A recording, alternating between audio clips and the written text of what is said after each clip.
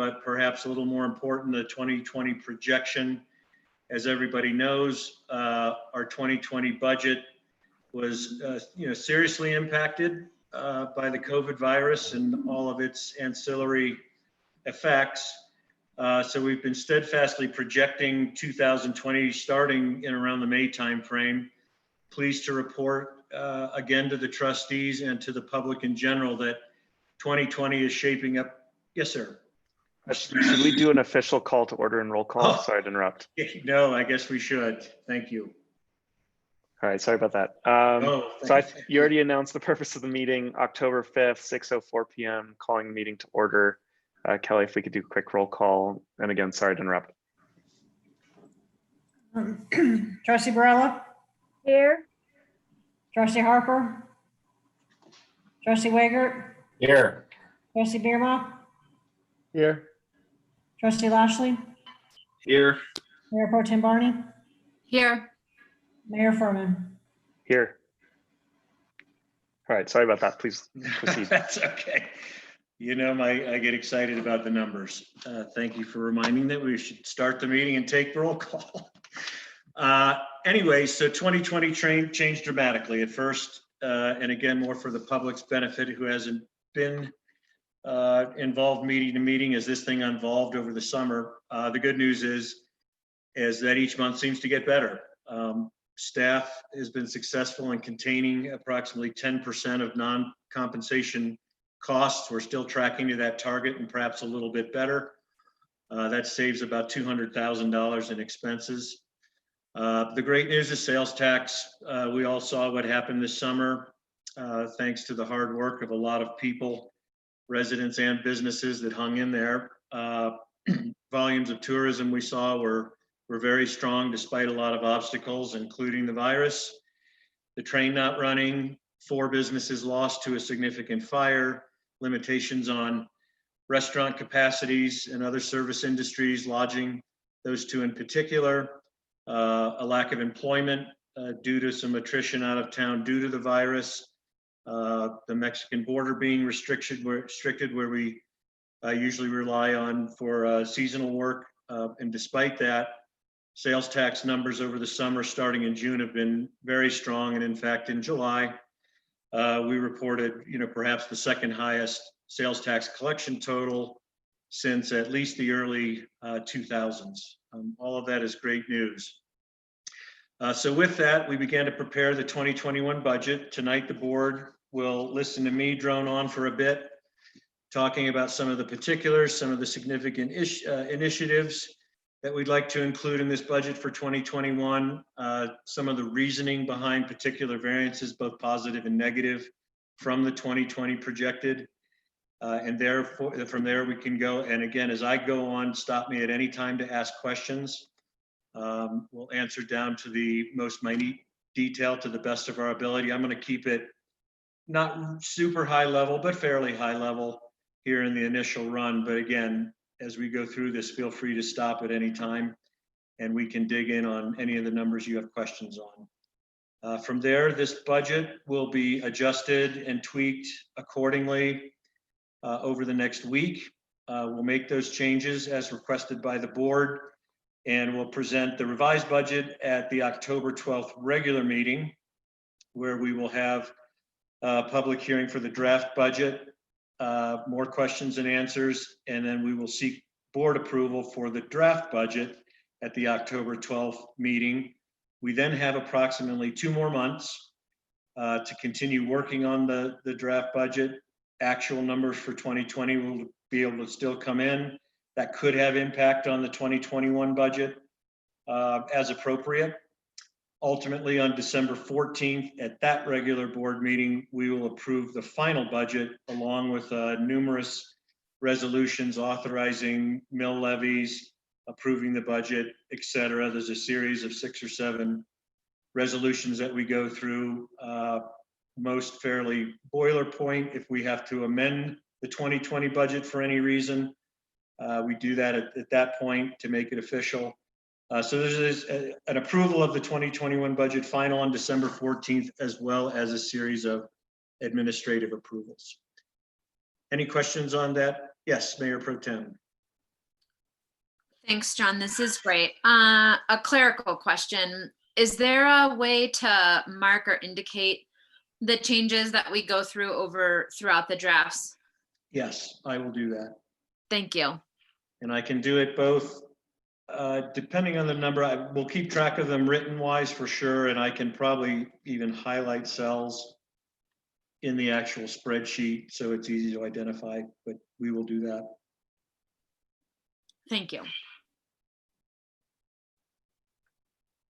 Any others before we dive in? Okay, well, we're going to start at the top. One thing, I'm sorry, these pages are not numbered, but we're going to go from top to bottom. I'll tell you when we turn the page, so hopefully we can keep up. For the public's benefit, I can put this up on my screen as we go through, and for all of you, it'll be easier. You can see exactly where we are at any given time. So with that, I'd ask Lisa Branner if you can do your magic. Maybe you already have. You should be enabled to screen share, John. Okay, I'm going to screen share. And we lost Molly. I'm working on that as well. Oh, got it. And John, I just had one quick request on any line items that have a significant variance from 2020 to 2021. Would you be able to walk us through the assumptions that underlie that variance? Yep. Great, thank you. Most of those, if you got it late, I finished up that type of variance in written format. If you haven't seen it, it should be in your email. And again, most of those are higher level highlights. If you see a variance you'd like explanation for that's not on that, please feel free to stop me and we'll do our best to explain. So starting at the very top, and I will highlight the columns here. This BN column is the 2021 budget. I'd like to offer that last year, for the first time, we started breaking out this budget on a monthly basis. So the totals are actually the sum of all 12 months. Last year, we started this feeling that the variance analysis that we present to the board on a monthly basis, or the finance report on a monthly basis, sometimes bi-monthly. Before, when we were doing it just on an annual basis, the only comparison that we had to a monthly was to divide the number by 12. So it was basically a straight line. Actually, you didn't even see monthly 2 years ago. All I saw was annual. So if you were in June, it was 50% of the budget, whatever that annual budget was. But we have a lot of seasonal expenses, snow removal, utilities, even things like payroll, where we get paid 26 times a month, bi-weekly. So 2 months of each year, we get a 3 pay period hit that we've accounted for in this year's budget. But for all the seasonal expenses, most of Kendall operations, winter is winter, summer is summer. So starting last year, we tried to put in a monthly budget that added up to a total. We dropped now monthly, as we're comparing January of this year to January of last year, we have that ability now. And each year we do this, we're getting more and more educated as to what seasonality, for instance, a big one is our lease payments on the 2 loaders and the grader come in December of each year. Well, that would look like, if we didn't do it this way, all year long, it would look like we were running a $96,000 variance in that category until the very last month. Now we've got that actually in December, so we won't have a big variance as we go along. It helps me, and it'll help you understand how we're doing actually through each month and through each period up to that month as we analyze variances throughout the year. I like to identify the 2 types of variances. Number 1 is timing. We spent it before we budgeted it, or we budgeted it before we spent it. Those are going to reverse themselves. They're not necessarily cause for concern just because it's showing up as a variance in a particular month or period. The others are more important. They're permanent, both good and bad. If we do better in a month in sales tax, that could mean good news. If we don't make an expenditure for some reason, choose not to make that expense, and that creates a positive variance, that positive variance is permanent.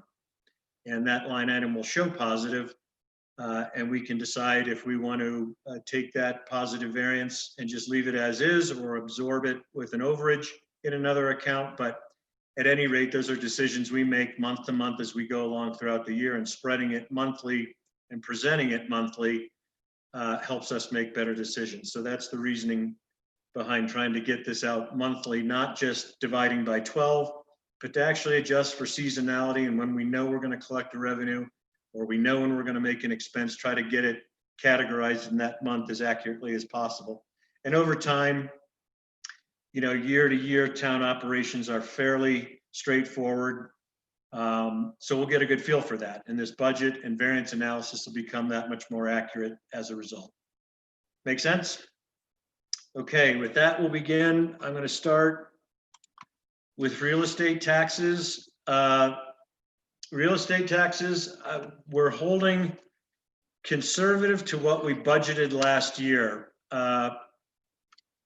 Typically, we're going to collect them because if we do not get paid by the actual owner or business, those taxes get certified, a lien is put on them. One way or the other, they're going to get paid. We have not had big problems with collecting real estate taxes in the past. Most people with mortgages, as you know, have an escrow account. They're automatically accumulated and paid by the mortgage company. But there's a good chance, and we'll evaluate this over the next month or so, that that could go up. We know what's happening with real estate tax values. They are going up.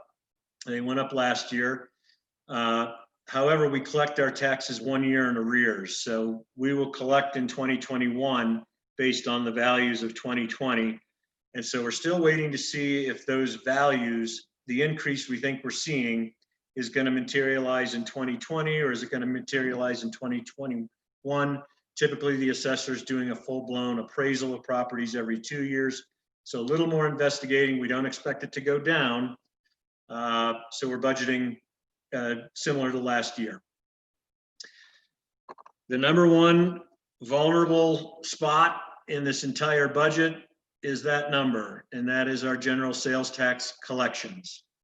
We had budgeted $1,060,000 for 2020 originally. That projection is now down in this column to about $865,000. Let me point out that the 2020 projected total column, that includes actuals through the month of August. So what that means is August is locked and loaded. Those are actual numbers. September through December, we're doing our best estimate of how we think the year is going to wind up. Some categories are very straightforward and easy to predict. They're a given. Others still remain vulnerable, up in the air, subject to change. Sales tax is one of them. This 865 includes what I now believe, and we'll know here in a couple of days, conservative collections for the months of October, November, and December. October, keep in mind we're collecting 2 years in arrears, or 2 months in arrears, would be for August sales. July was strong. Most businesses I talked to, and my own observations are that August was as strong. We collected $210,000 or $11,000 for July. I have 175 currently projected for August. That number could be 200,000 plus. That's good news. We don't expect it to be less than the 175. Summary point here is that 865 is more than likely going to grow and may grow $50,000 or $60,000 between what I've got projected now for the last 3 months and what we expect to collect. Here in a couple of days, October 7th or 8th, we'll see what we collected for August. With that, I will probably then adjust September anticipated collections, which I have way low. Because again, businesses I'm talking to, I just talked to Scott Fetchenheimer last night, and he said, man, I had a little bit of a lull for a few days here and there in September, but otherwise as busy as ever. And you guys who are owners on the ground, Shane, Austin, Molly, if you feel the comment, but I fully expect the 865 to grow. Yeah, I can say our September numbers matched our July numbers, and August was bigger than July. Okay, so we may wind up, this is remarkable, to be honest. close to $1 million, maybe. Certainly into the 900, 950 range for 2020. So with that, we've taken our best guess. We didn't want to get overly aggressive. We don't want to get too excited, but keeping in mind what we did in 2020 with the obstacles we were facing, some of those obstacles may be removed next year. Primarily, does the train run? Does the train run on some limited schedule? I realized that some people that normally might have ridden the train drove up here in cars or other means. So there's not going to be a net increase, that equals what we normally do on the train. But if the train runs a full schedule, there is no doubt going to be some extra people here. The other businesses that were involved in the fire hopefully will be open by next summer.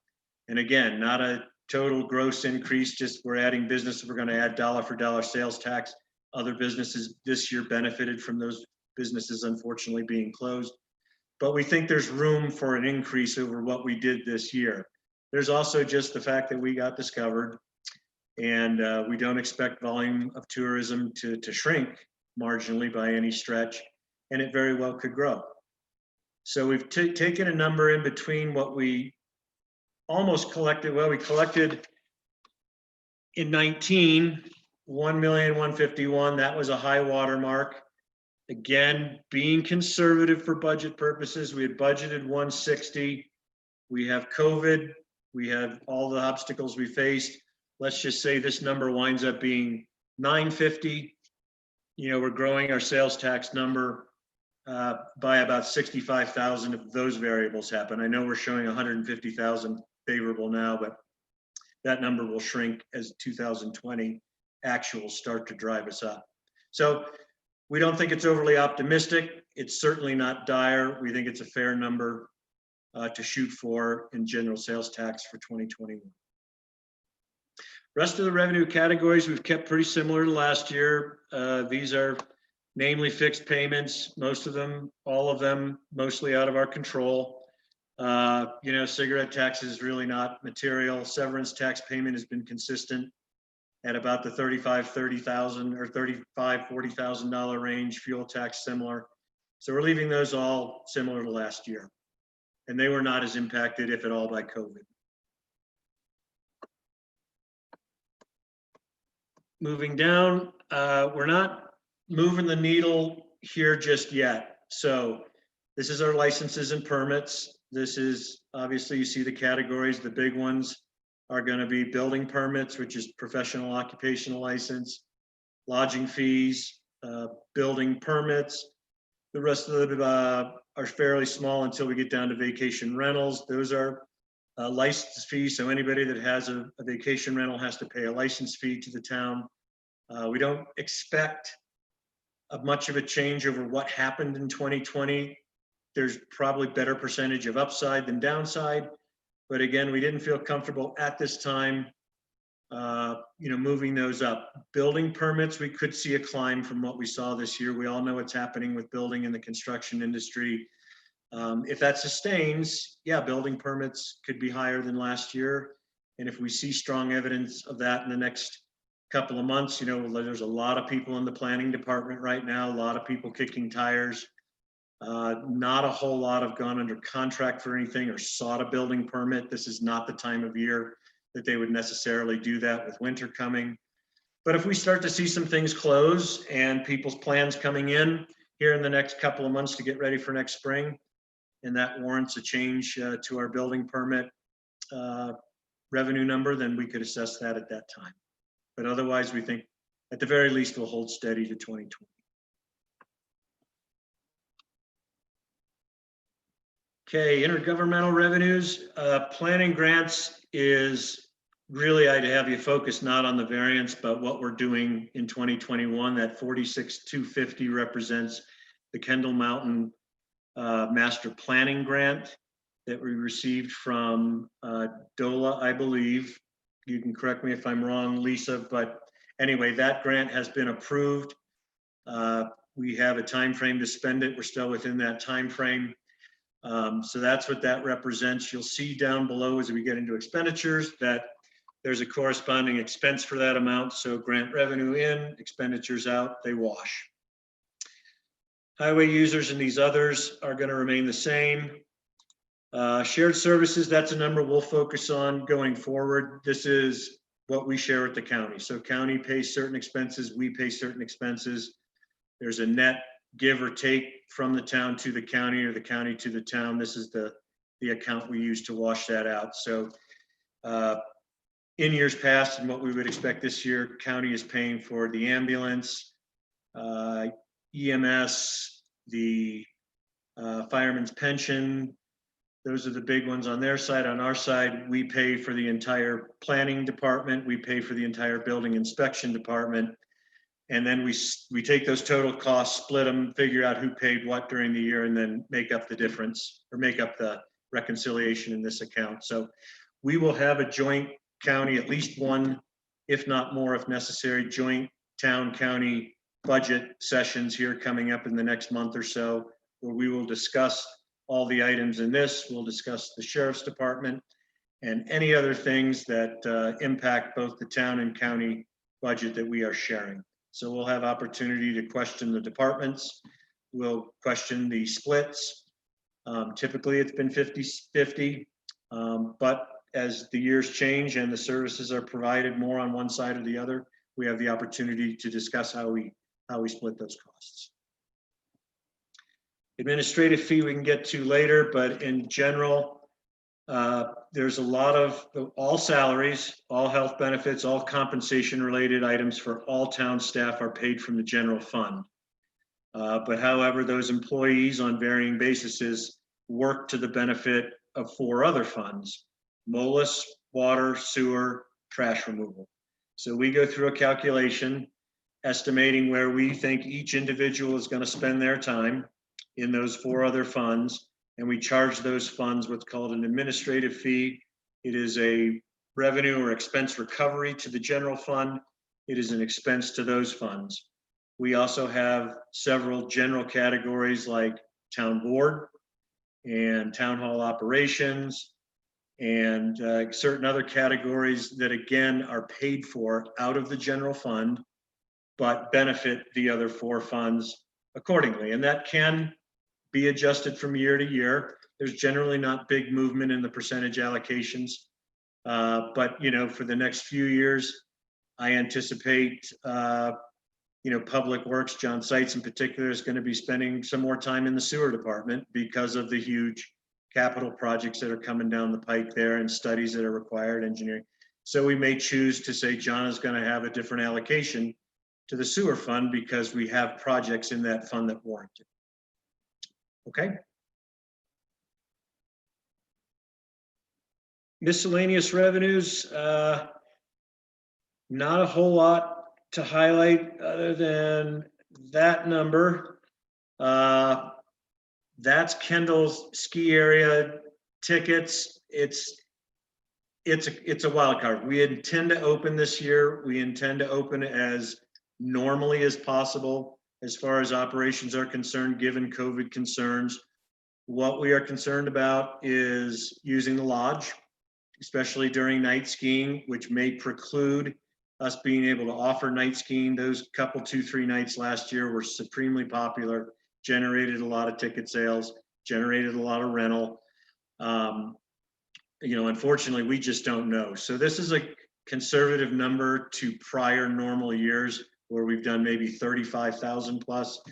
So we're anticipating opening, but that number is vulnerable if for some reason we feel that as a staff, we would recommend not opening it for safety purposes. And we're also recognizing that, the nighttime skiing impact of people not being able to use the lodge, for warming or for parents to wait for their kids may have an impact on those sales.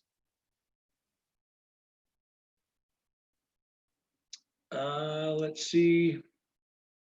I meant to ask John Seitz. This is really, we had some kind of big rental in 2020. Oh, I'm sorry, that's the sales tower lease. That's a standard, that's a given. Yeah, okay, here's the variance I'm talking about. We had a bigger rental. This is where the town can come and rent public works equipment at prescribed hourly rates and so forth. And we had a big usage that we're not anticipating this year, so we've lowered that budget. Everything else is, we're keeping fairly stable the last year in just miscellaneous revenues. So going down to expense, I can stop me at any level. The big increase here is that we gave the town board initially last year. What we recognized is that the board was really looking to promote events and make sure they were financially viable.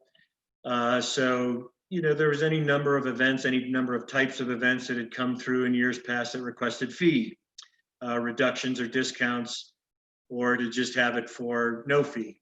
And the board graciously allowed that, but it was impacting our service event revenue line item. We have a prescribed fee list, as you know, a rental of Kendall, rental of Town Hall, among other things. And so we decided to give the board kind of a discretionary fund that when they felt it was appropriate to offer an event, a discount of some sort, or to participate in something financially, you had a $10,000 budget to apply to those type of decisions.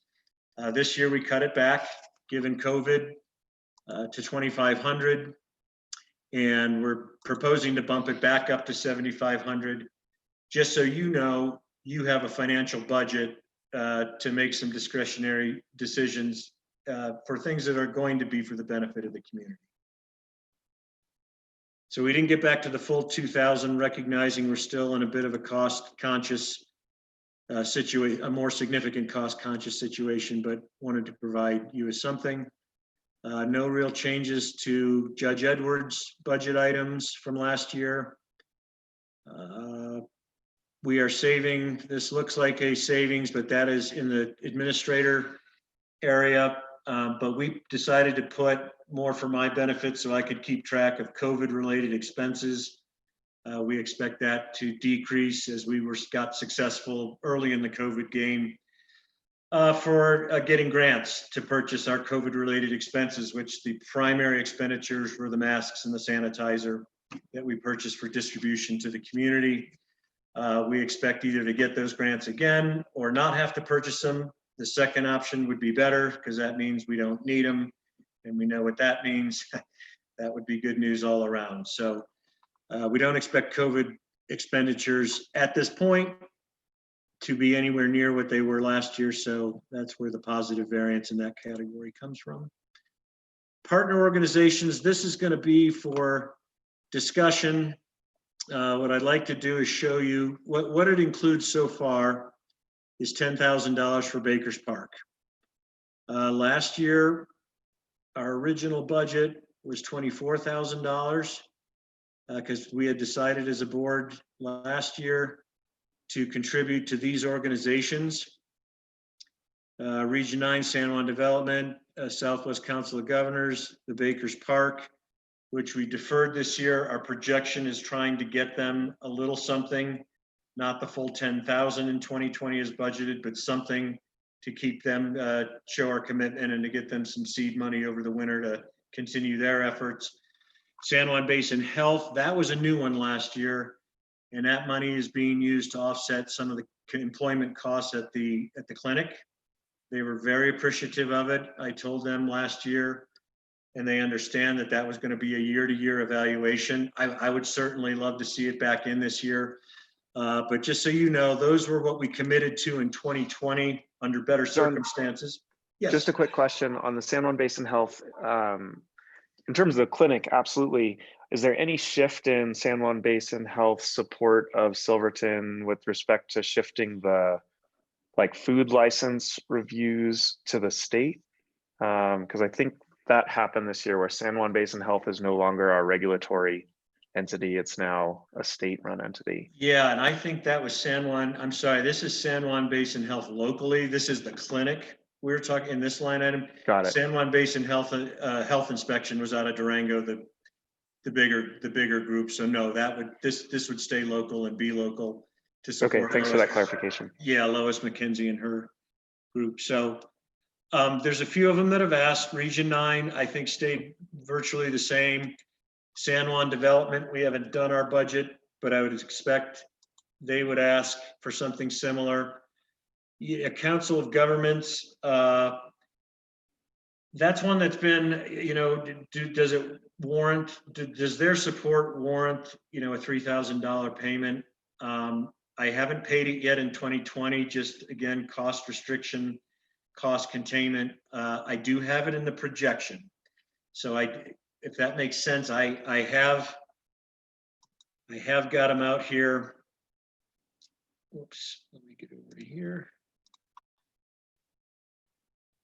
In this 19,000, I do have a payment to the Council of Governments. I am actually changing my tune a bit. I'm seeing more and more support from the work they do that will benefit Silverton, primarily the creation of the fiber redundancy out of URAY. Miriam does a terrific job. She's the executive director of that group and does a terrific job. And we all know the importance of bringing in a redundancy. So I'm inclined to recommend that we support the Council of Governments, not only in 2020, but again in 2021, primarily for that reason. So I haven't put it in this number yet, but just to let you know, the 10-12 draft may include some extra items, most notably Council of Government, well, the ones we showed. Region 9's a no-brainer. It's not that much, and they provide a tremendous service. San Juan Development, we're gearing up. I'm on that board. We proposed a grant or submitted a grant for $85,000 to hire a new executive director or do a combination executive director service, possibly using Lisa Brenner. San Juan Development is gearing up to provide business support, economic development. That was the goal of its original mission. Over the last several years, as you may or may not know, it got derailed by crisis management, and assisting in crisis management from the Gold King through the 416, through the avalanches, and then a bit through COVID. But we're resetting the mission of that group to truly be economic development and business support, and are looking to put leadership on the ground back in that organization here, hopefully shortly.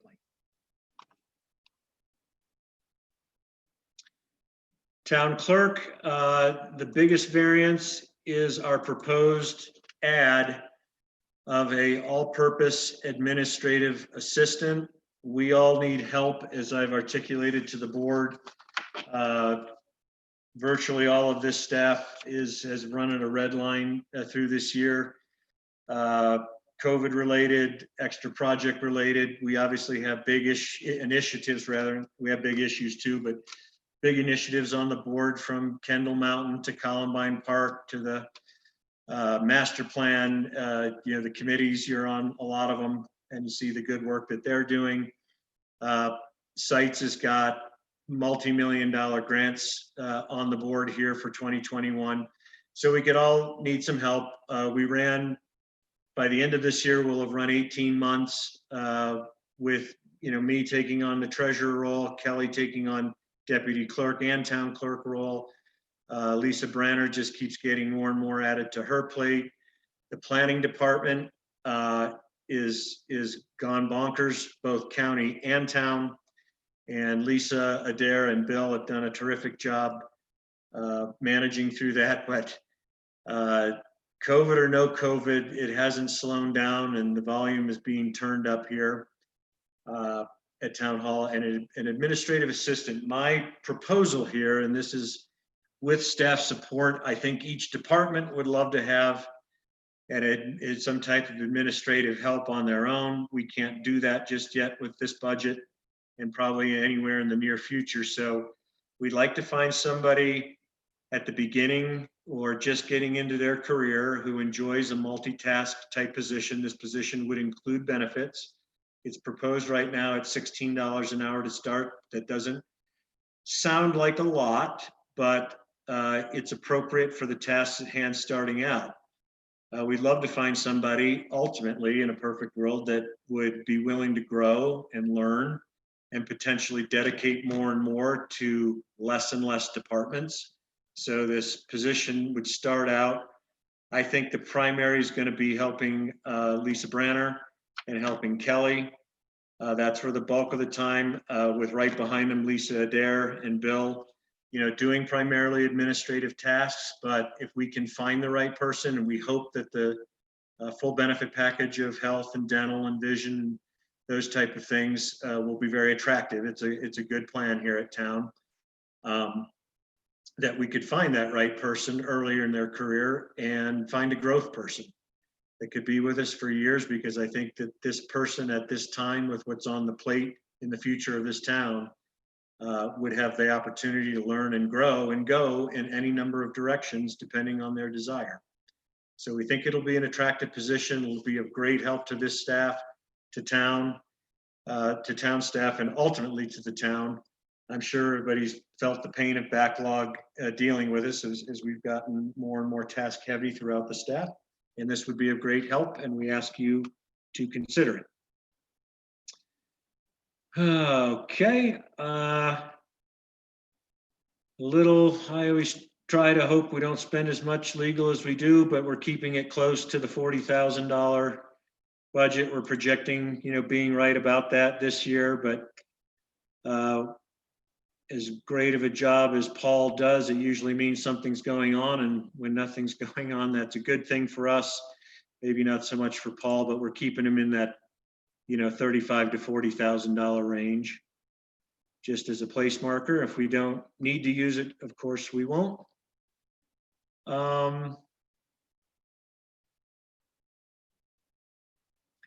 Not too much here. This is mostly healthcare. Planning director, we have a small variance upwards.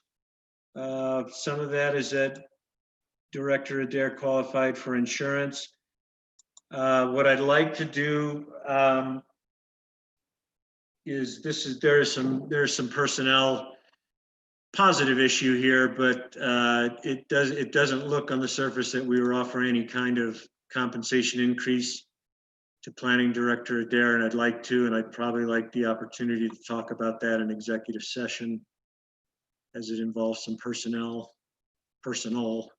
type stuff. But we anticipate, we're hoping with the help, I guess I would say overall, hoping with the add of an administrative assistant, we aren't looking to hire any additional people in the planning group. We just want to make sure that Director Adair is taken care of, because she's done an absolutely enormous amount of high quality work this year, and would like to make an adjustment there. I got a quick question with the administrative assistant. Yes. Is their proposed salary also reflected in things like insurance and other costs that would include them in there? Yes. Okay, sounds good. Yep. General governmental operations, we're showing a positive variance there. Two reasons for that. One, we had a one-off internet fiber extension on Reese Street in 2020 that we won't have this year, and our property casualty and workers' comp insurance premiums came down $7,500 proposed for this year that you just approved at the last meeting. So offset by a couple of other minor positives and negatives, but those are the primary drivers behind a $17,000 positive variance in that category. Visitor Center, at this time, no major changes. We've bumped up propane and electricity. This is not a cheap building to run. There is some discussion, I think, to do with the chamber, maybe not for next year, but for following years, to try to figure out. The youth center is there, of course. The chamber runs its visitor center very capably out of that building, but I'm just going to be honest, it's old, it's leaky. There's floors in it that are unoccupied, a basement that's full of people's keepsakes, shall we say, some valuable, some not. But it's a big building to run, where the primary purpose, possibly could be relocated. The primary purposes could possibly be relocated elsewhere. That was something on the radar to begin discussions. A lot of it may have to do with Columbine Park getting renovated. We have a new, smaller visitor welcome center built into that proposed project. that is centrally located as well, captures a lot of train traffic. Could we operate the visitor center out of there? Is there a better Main Street location to operate the visitor center out of, via a rental agreement? Those things need to be discussed and analyzed this year. Again, maybe not in time for change in 2021, but setting the stage for future years. Okay, for now, this budget's anticipating, we operate out of the visitor center again through the chamber. Yeah, I'd just like to note that I do have a handful of like discussion items and questions, but the flow of you walking us through the first time all the way through feels really good. And so if it's okay with you and not a surprise to everyone else for us to kind of engage in discussion afterwards, that seems, I don't want you to think our silence is a lack of either interest or opinion. Okay, no, that's great. I'm perfectly fine with that. Great, thank you. Yep. This is the modular, the red modular over on near Mineral Street. That's the subject of discussion. The ballpark figure batted around to make it usable is $30,000 to $40,000. It needs paint, carpet, plumbing, bathroom fixture removal and replacement, walls, etc. So there's been a number of ideas. The most promising seems to be, for those of you who don't know, it was initially purchased a couple, 2-3 years ago at a really good price. The intention then was that the library was rolling and that we might relocate the library there temporarily while the library was being renovated. Obviously the renovation, through getting construction drawings, through trying to get grants, and then ultimately COVID putting a hold on all of that. That building has sat vacant, since we purchased it. And in that time frame, a couple of other things have come up. Could it be converted into both, one half being a youth center, one half being a senior center? It's got the space for that. There's a lot of excitement on the ground, not in volume, but those who I've talked to and those who brought these ideas to me about what a great synergy that might create to have youth and the older folk who have history and have been in Silverton for years, to have that connection and have that synergy there all in the same building. And what a great use it would be versus being vacant. Could it be converted to employee housing? Possibly. So again, the initial investment in the $30,000 to $40,000 plus range, I'm not seeing it as a priority expense this year, but my mind could be changed, particularly if we started shuffling the pieces from visitor center, youth center, going over there, establishing a senior center, which we don't have right now. In the grand scheme of things, maybe $30,000 or $40,000 is not that much money for really great benefit.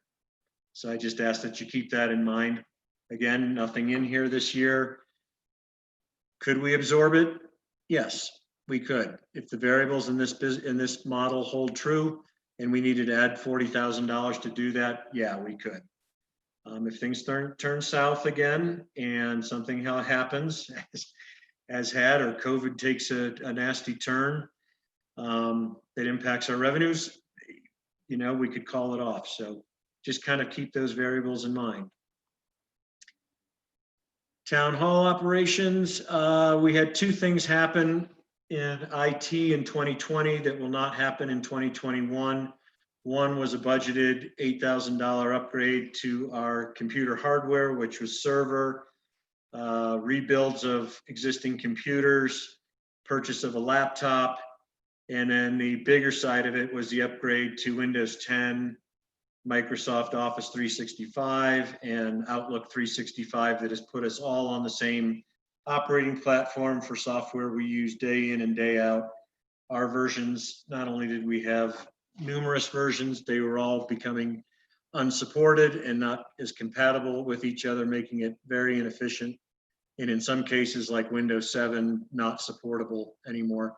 So that was that expense. The other is in the projected side of 2020. We would really like, Lisa Branner's done a great job researching audiovisual equipment. that will be supported by a more advanced Zoom platform. If I get any of this wrong, Lisa, jump in.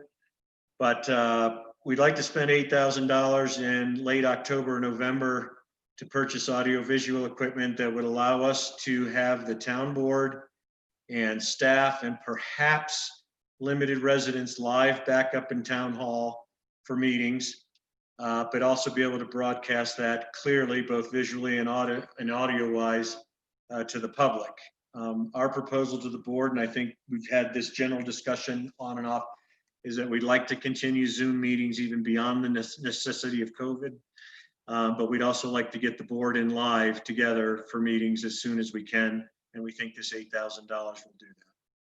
So those are two things that are happening in 2020 that we don't anticipate for 2021, and have put just a nominal budget in for IT problem shooting type stuff, but no major upgrades other than what was happening in 2020. The sheriff, gave his presentation at the last meeting. One thing I'm trying to account for that I need to pin down details with is the sheriff. As you know, he's got two full-time deputies that he's hired this year that work for part of the year, from the dates they were hired, that will be full-time next year. So I'm trying to make an accommodation for that, which creates a big variance. That number, may go up or down depending on what the sheriff's final budget comes in at. And again, he will have an opportunity to present specifically on the budget in the next month or so at the joint town-county meeting. And we can take a look at it at that point and ask more questions and find out where his department is going to wind up fully staffed. And again, that's a cost we split with the county with this 276 budgeted as the town's share. Chief Archuleta, same thing.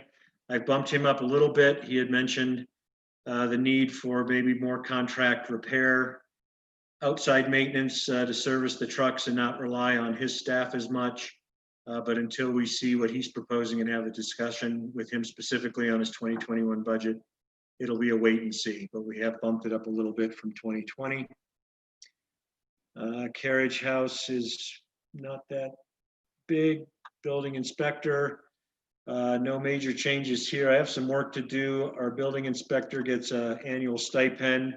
He contracts independently for his health care. I have a feeling this positive variance in 2020 is buried up in this number via our payroll department. So there may be somewhat of a negative variance. We've reinstituted some of the training, travel, organizational dues. These are minor items that we cut out for this year, finding savings wherever we could and reinstating normal procedure in 2021.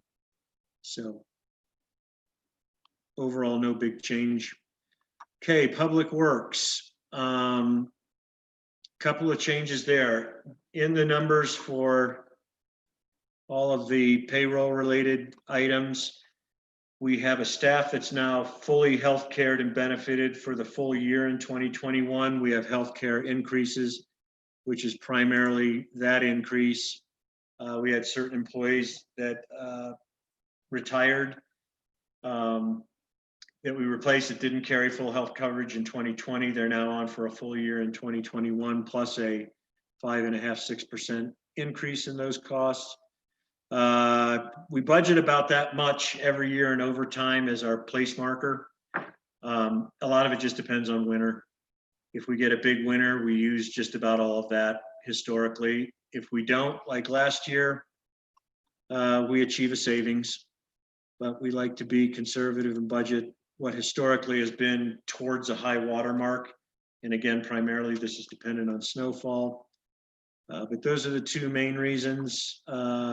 Retirement and unemployment insurance are basically driven by the fact that we have the staff is fully benefited and fully on board in 2021 as we hired new people in 2020.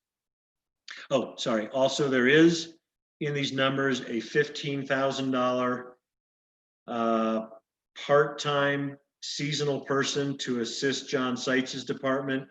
This is going to be a winter employee primarily. This person is going to be primarily the sidewalk, fire hydrant, hand shovel, tough worker that'll get out there, but he is really concerned that his staff, we had more of a full complement through winter last year until one person retired and one person left to go with their spouse to Montrose. Only one of those guys was replaced. And so this is an attempt to get the staff we need during winter, but then return to the current level for summer, fall, and the rest of the non-winter seasons, which I think is fair. I'll point out that, John's done a terrific job managing his staff. His staff has done a terrific job. They run with John and three public works employees, and they've done that since, probably May, gotten us through summer, but I think we owe it to the department to get them some support, particularly for the winter months. Street maintenance, two things. One, again, this is an area John attacked. Repairs and maintenance, which is basically, potholing, snow removal, anything street related. It's an area he has the ability to cut back on, and we did in 2020.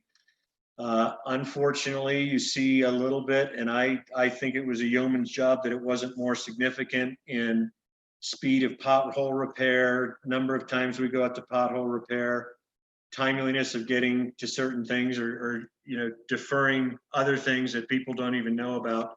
It's not a sustainable practice. So one, kudos for John saving nearly $20,000 in a time that we needed it. But we're returning him to slightly less than historical levels for 2021. He will continue to make the effort and the opportunity to cut that back should need be. We would do it reluctantly in 2021. We do not like to do this 2 or 3 years in a row. If we have to do it 1 year and get by, it's okay. To do it sustainably is not. So we're returning him to about 80% of his $50,000 2020 budget, and he's comfortable with that. The other one is gravel. We reallocated out of, I believe, the water fund, just because, again, streets, weren't as routinely as maintained this year. That creates the need. Gravel gets swept away, gravel gets ground into the ground. So we're allocating more gravel to support street maintenance in 2021. And those are the two big changes there. Facilities and reservation. This is mainly a savings. This is probably going to change because I think I've explained before, I did to the finance committee. I have some allocations of particular Chris Higgins time. We split Chris 50-50 between Park and Rec and Public Works. Chris works mainly his time in the summer for Public Works. So there's some allocations that'll go back up to Public Works in 2020 that'll eliminate that variance. The overall story in Facilities and Park is it should remain relatively similar to last year.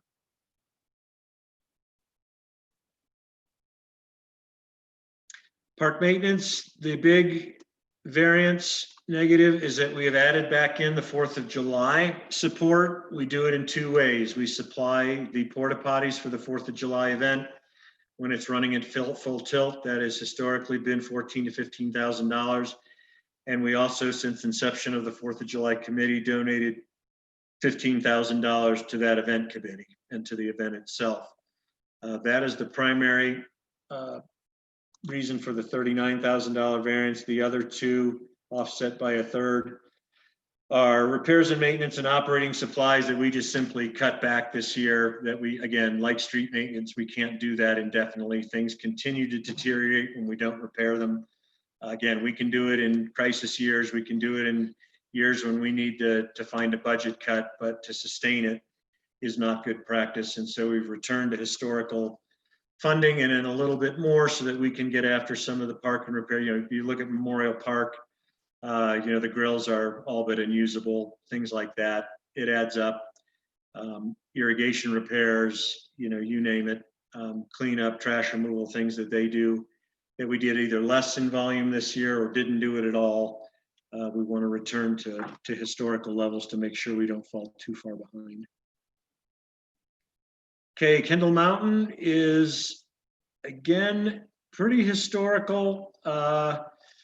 We put repairs and maintenance not quite back up to what we spent this year. This year includes the purchase, and we may not do it after all, of a repair and it's a maintenance chair that actually hangs on the chairlift. That was going to be close to a $6,000 expense. We still have projected to spend it. Todd Bove is telling me that new regulations may not require it. But anyway, and it also includes a deck repair. The deck over there is becoming more and more of a serious issue that surrounds the lodge. Unfortunately, at construction, some of the components used supporting the deck, the joist hangers, for instance, were not your typical galvanized joist hangers. 20 years later, they are now rusting. So we're trying to give Todd an allowance, either to do it in-house or hire someone to continue find selected areas of weakness underneath the deck. I'm hoping that 12,000 may address some of the concrete issues that are developing on the front stairs. We have a similar situation here at Town Hall. Again, could they go another year without anything? They're going to start looking uglier and uglier.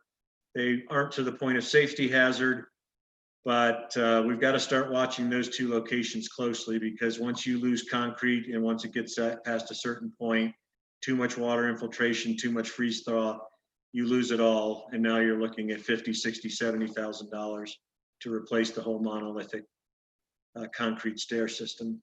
So we're keeping some in there, but again, the primary reason we have Kendall Mountain Master Plan expenditures in this category that again were offset by the grant revenue that we talked about up above. So to boil it all down, that's your difference year over year. Community relations, again, we're returned two things. We're looking to adjust the community relations director's salary to reflect the work she's doing. We are also looking to restore Summer Sounds. We are hopeful. Obviously, that program didn't go on in 2020.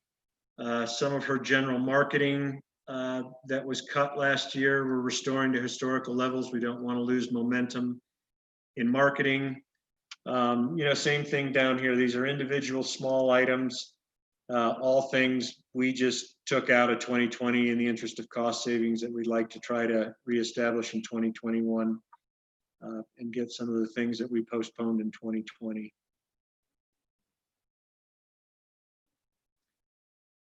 Financing costs, I would say the interesting thing on the Kubota is we redid the lease, extended it on a month-by-month basis. This is for our little Kubota tractor. In that process, it seems like they missed charging us for several months in 2020. We asked, and they never provided explanation, but we're paying $950 a month. We've been doing it routinely, so that's the number in 2021. That's the same $952 less a few months.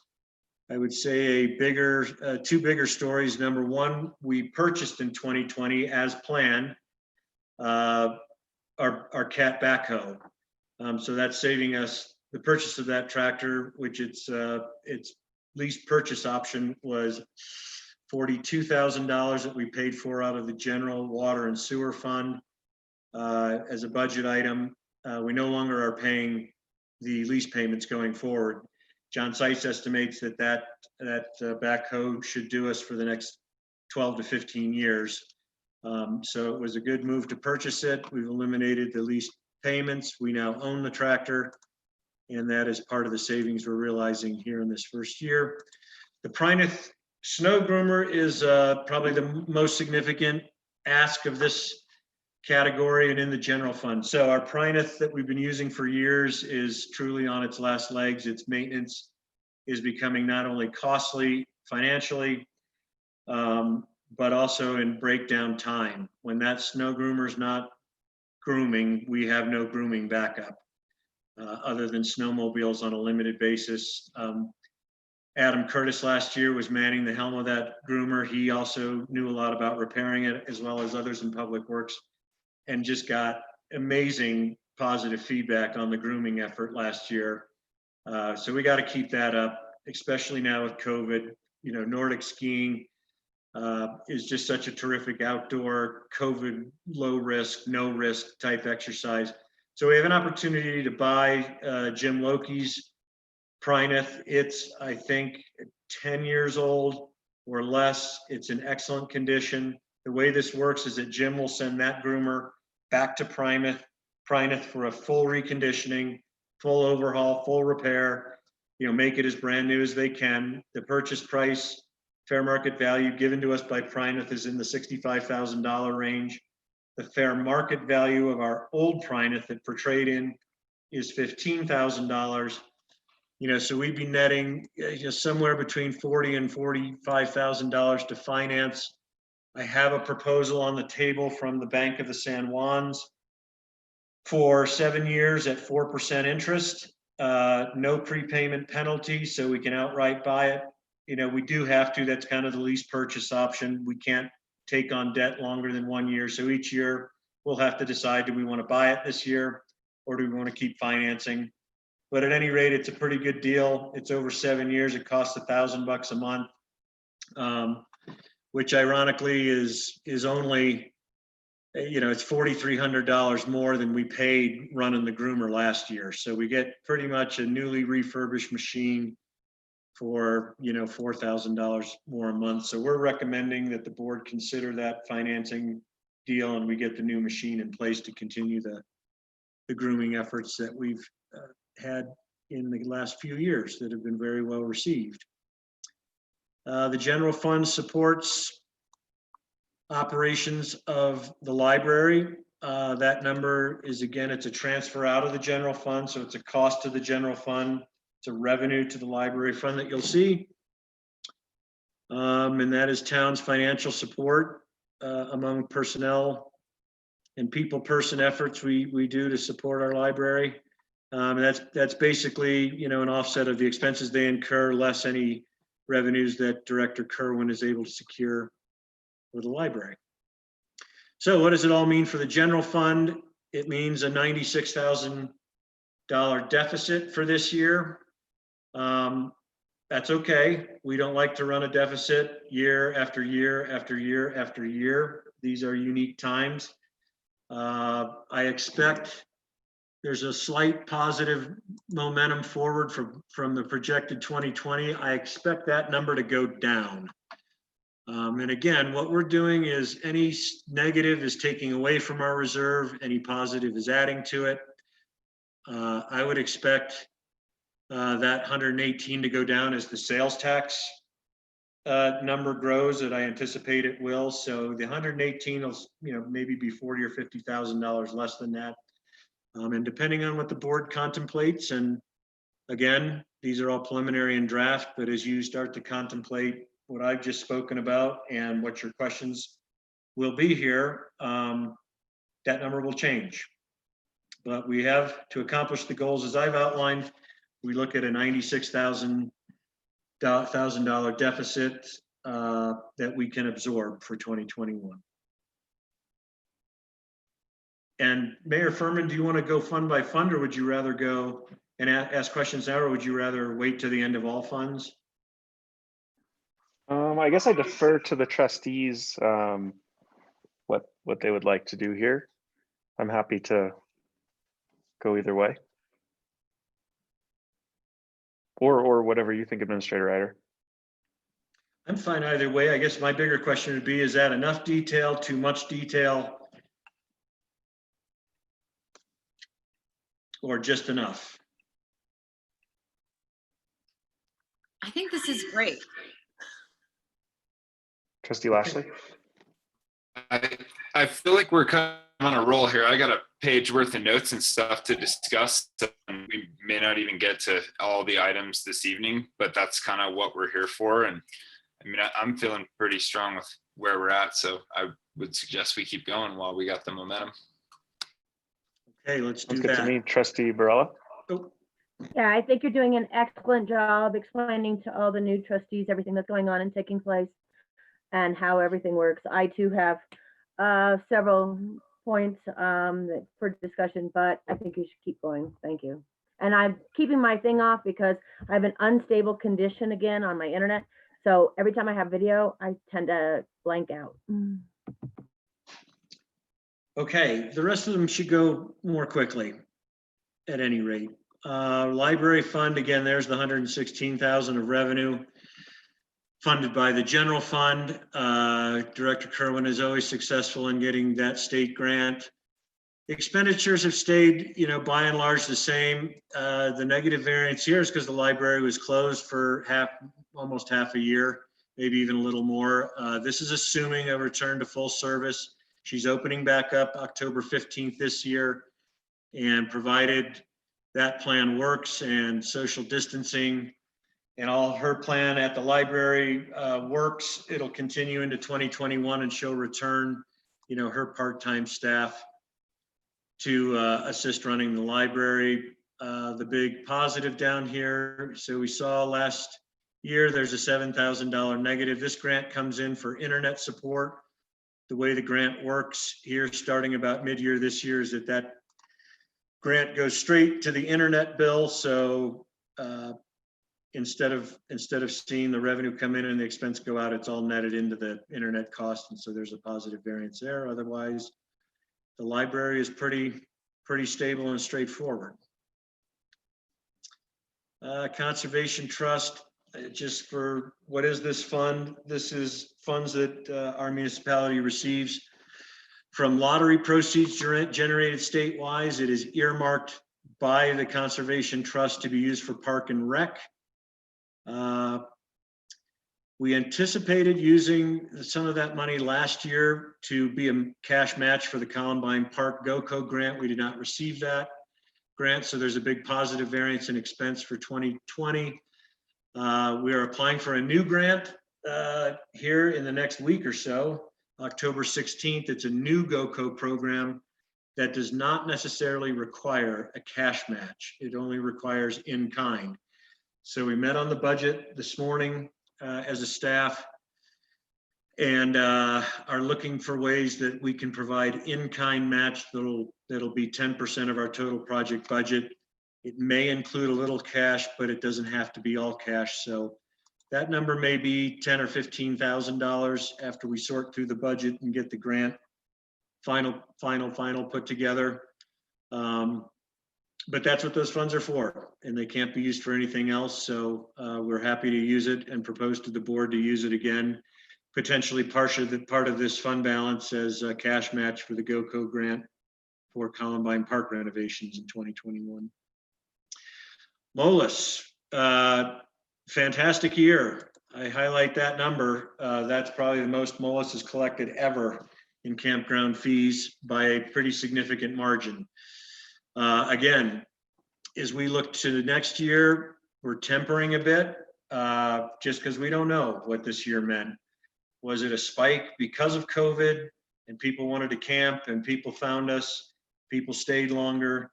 Did they come here just once to do it and won't come back next year? We don't know, but we're going to be cautiously optimistic and say we're going to do better than say what we did in 19. But let's be a little cautious here in assuming that we'll do the same for 2021. The rest of it is very similar. Administrative fee is just simply a function of this year's cost and allocations. I guess the news that I would say is that, wow, net income at Mullis Lake Campground for 2020 is projected to be nearly $70,000. That's a big number for Mullis and a great number. Kudos to Todd, his group, and the Fulmers for running it, keeping people happy and safe.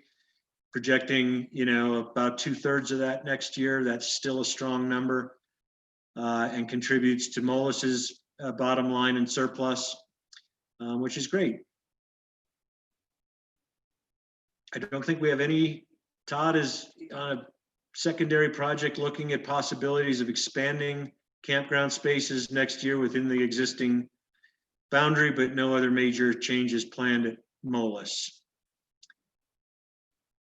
Cemetery is tiny compared to everything. I only bring this up briefly because we have sold more cemetery plots this year than in a lot of years. Normally we get a handful a year. This year we're whatever 6,250 divided by 250 is, it's a lot by volume than we're used to. We budgeted 4 for next year, just don't know if that's sustainable, and that's a trend. What I would like to do is that just for the board to put in the back of your minds or on your note page, is that the cemetery fee is $250 per standard plot right now. That's very low compared to virtually all of our neighboring communities, way low. In some cases, a quarter of the cost, half of the cost, and more. So we made Park and Rec Committee, of which the cemetery is kind of a sub advisory group. It has a sub advisory group to advise Park and Rec. So they're going to analyze that and come back to a recommendation for the board, but just to let you know that's being considered. Water fund, this is all grant driven. We did the water project last year. We collected a lot of grant revenue to pay for that project. We don't anticipate any major projects that are grant driven in water. So if you take the 410 out of the 418, we're more or less running at the same revenue streams for the water fund. The other primary net $8,000 difference is what we expect to collect in tap fees and connection and plan investment fees this year. We've had 4 or 5 this year. I think we're budgeting 3 for this year. Could be more, could be less. That's a hard one to predict. But overall, take out the $410,000 grant related difference, and we're running about the same. Same thing with maintenance costs. Director Seitz and I have talked. He doesn't have any proposed major projects that he think would require more funding out of the norm. That's another timing difference. Last year we spent, that's not all. We've got other expenditures, but that was the related cost side of the water tank project that we're not doing this year. So that's a big positive variance. Administrative fee, again, a function of allocation calculations. There's another piece of that savings that we're getting for purchasing the backhoe that's been allocated to the debt service or the water fund debt service category. We don't have a lease payment anymore. That's the bulk. I'm sorry, that is the 2 loan payments for the water plant project. We pay 2 payments a year of $4,200 to pay the 30-year non-interest loan of about a balance of $250,000, and that's what we pay for the next 2-3 years on the bulk station water loan that we took to build the station down at the visitor center. Sewer fund, I'm sorry, we'll get to questions, I guess. Sewer fund, that's the big activity. Normal operations are going to be normal operations. No big items to consider. The big is John and I are working on a $4 million funding, $3 million in grant monies from DOLA and the USDA, and $1 million in a loan from the state revolving fund that the town would take on. This is to complete $3.5 million of collection issue problems project. So our whole sewer system's leaking like a sieve. It's not good for treatment. It's not good for the current plant. It won't be good for the future plant. USDA and DOLA have come up with really aggressive, favorable grant programs. That's going to be $3 million of this project if we're successful. And then the state is doing its typical very low interest 30-year loans for the remaining $1 million, which would be match money. So we think that project will happen on the ground over the course of 2 years. And we'll get to that in expenses. $1.5 million this year for collection work. This is where we're digging up manholes. We're replacing them. We're digging up pipes. We're lining pipes. We're replacing them as necessary. We're repairing them. But a lot of that is digging and excavation. Pipelining is expensive. Manhole replacement gets expensive. And then there's just sheer volume. We have hundreds and hundreds and hundreds of feet of sewer line that are in a critically bad condition. We have numerous manholes in a critically bad condition that need to be replaced. And our point of doing it this year is primarily because the USDA has got a very favorable grant program and we want to take advantage of it. So that's $1.5 million of the $2 million. The other 500,000 is to put into the existing sewer plant. It is nearing failure. I think John Seitz has reported on this before. If he's on the phone, I can't see, or on Zoom, he can speak to it if you guys have questions specifically, or we can go over it at a future board meeting.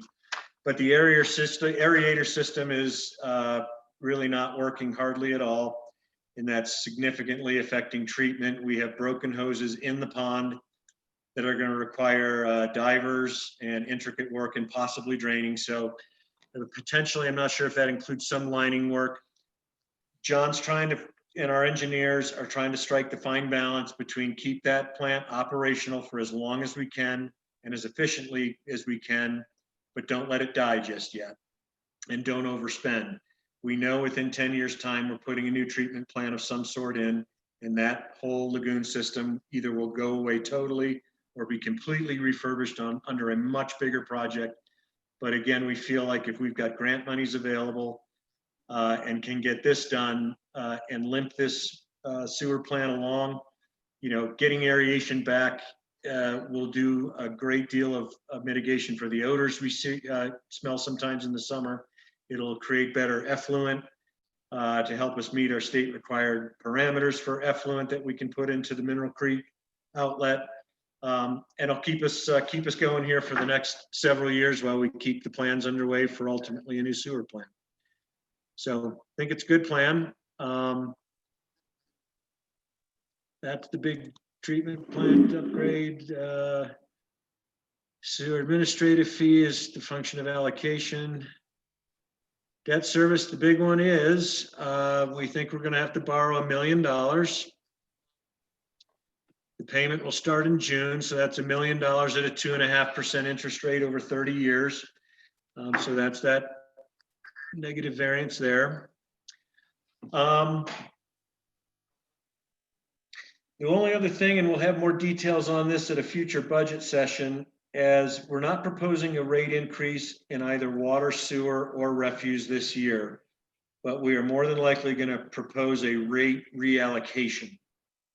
You guys have all seen your $213 bill per month. It's made up of $68 to water, $65 to sewer, $45 to refuse as normal operations. And then there's two categories for future capital, and it's right now earmarked $30 for water and I think $7 for sewer, and that's what adds up to your $213. To support this debt and to recognize the fact that the water fund is in a pretty strong position right now, we don't want to raise the overall $213, but we'd like to reallocate between those categories to start building up more of a war chest in the sewer fund, which we are absolutely going to need going forward here as we start to plan and strategize on sewer plant upgrades.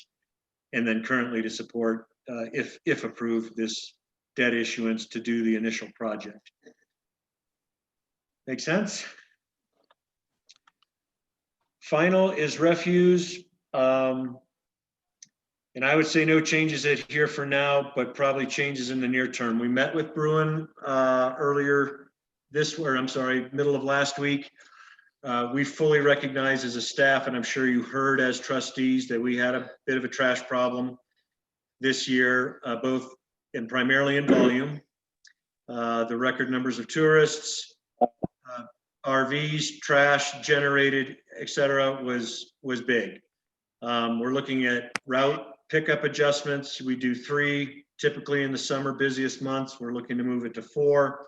We're looking at bigger trash receptacles, bigger dumpsters out at the dump for visitors, at the gas station for visitors, at the visitor center for visitors.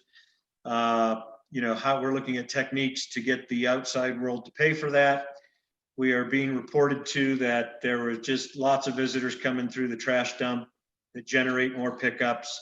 They're not doing it at the designated dumpsters of visitors that we have.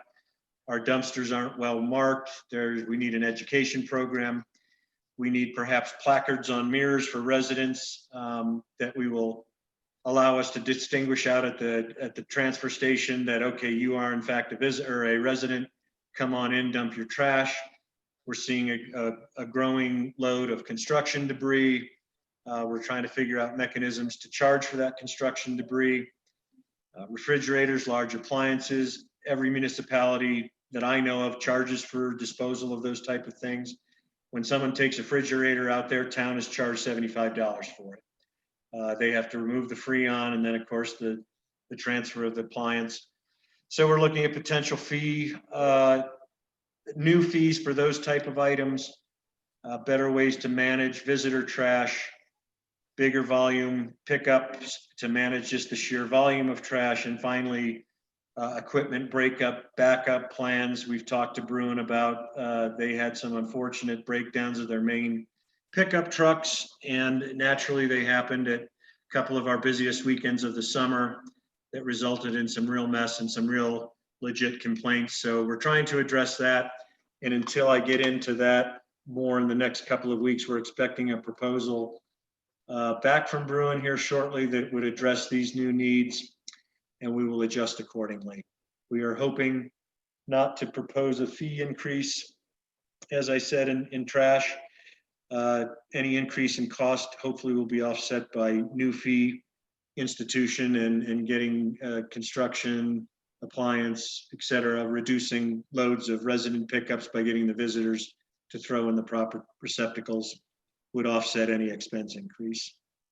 But more on that a little bit later. And that is it. I will briefly tell you what's not in this budget is any kind of significant wayfinding effort. I know that's another issue that's been brought up and is growing in importance.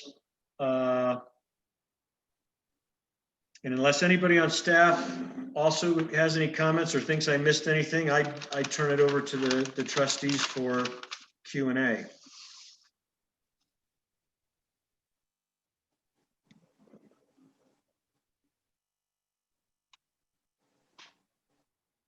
So I think we're ready for the board. Thank you.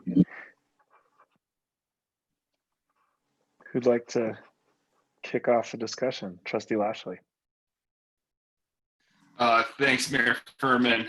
I don't know how we want to do this. If we want to kind of maybe just go through kind of item by item, that way everybody has a chance to kind of speak, or if we want to kind of just go through some of these issues kind of one by one as we kind of go through them.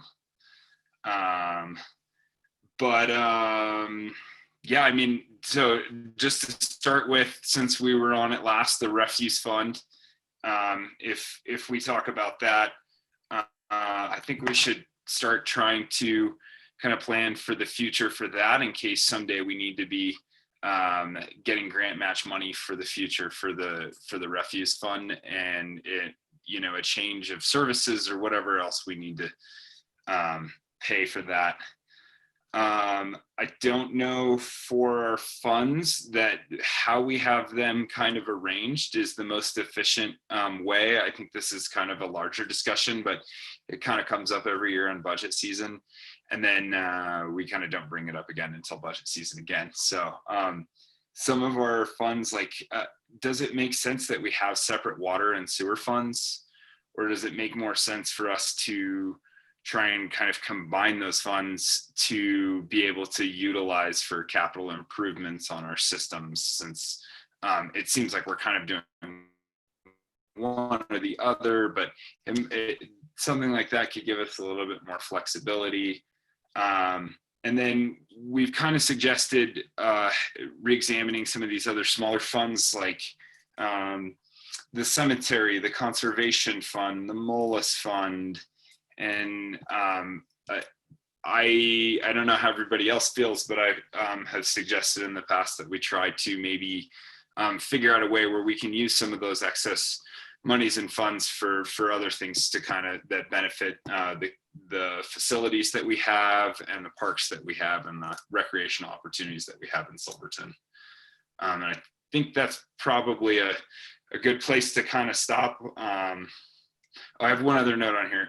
Just maybe it makes sense to have a fund that we grow for our heavy equipment that through the public works stuff. So maybe even something like a groomer, but every time we need to replace loaders, backhoes and things like that, that we're kind of keeping a better idea of what we're saving for in the future through a fund. I don't know if that makes sense or not.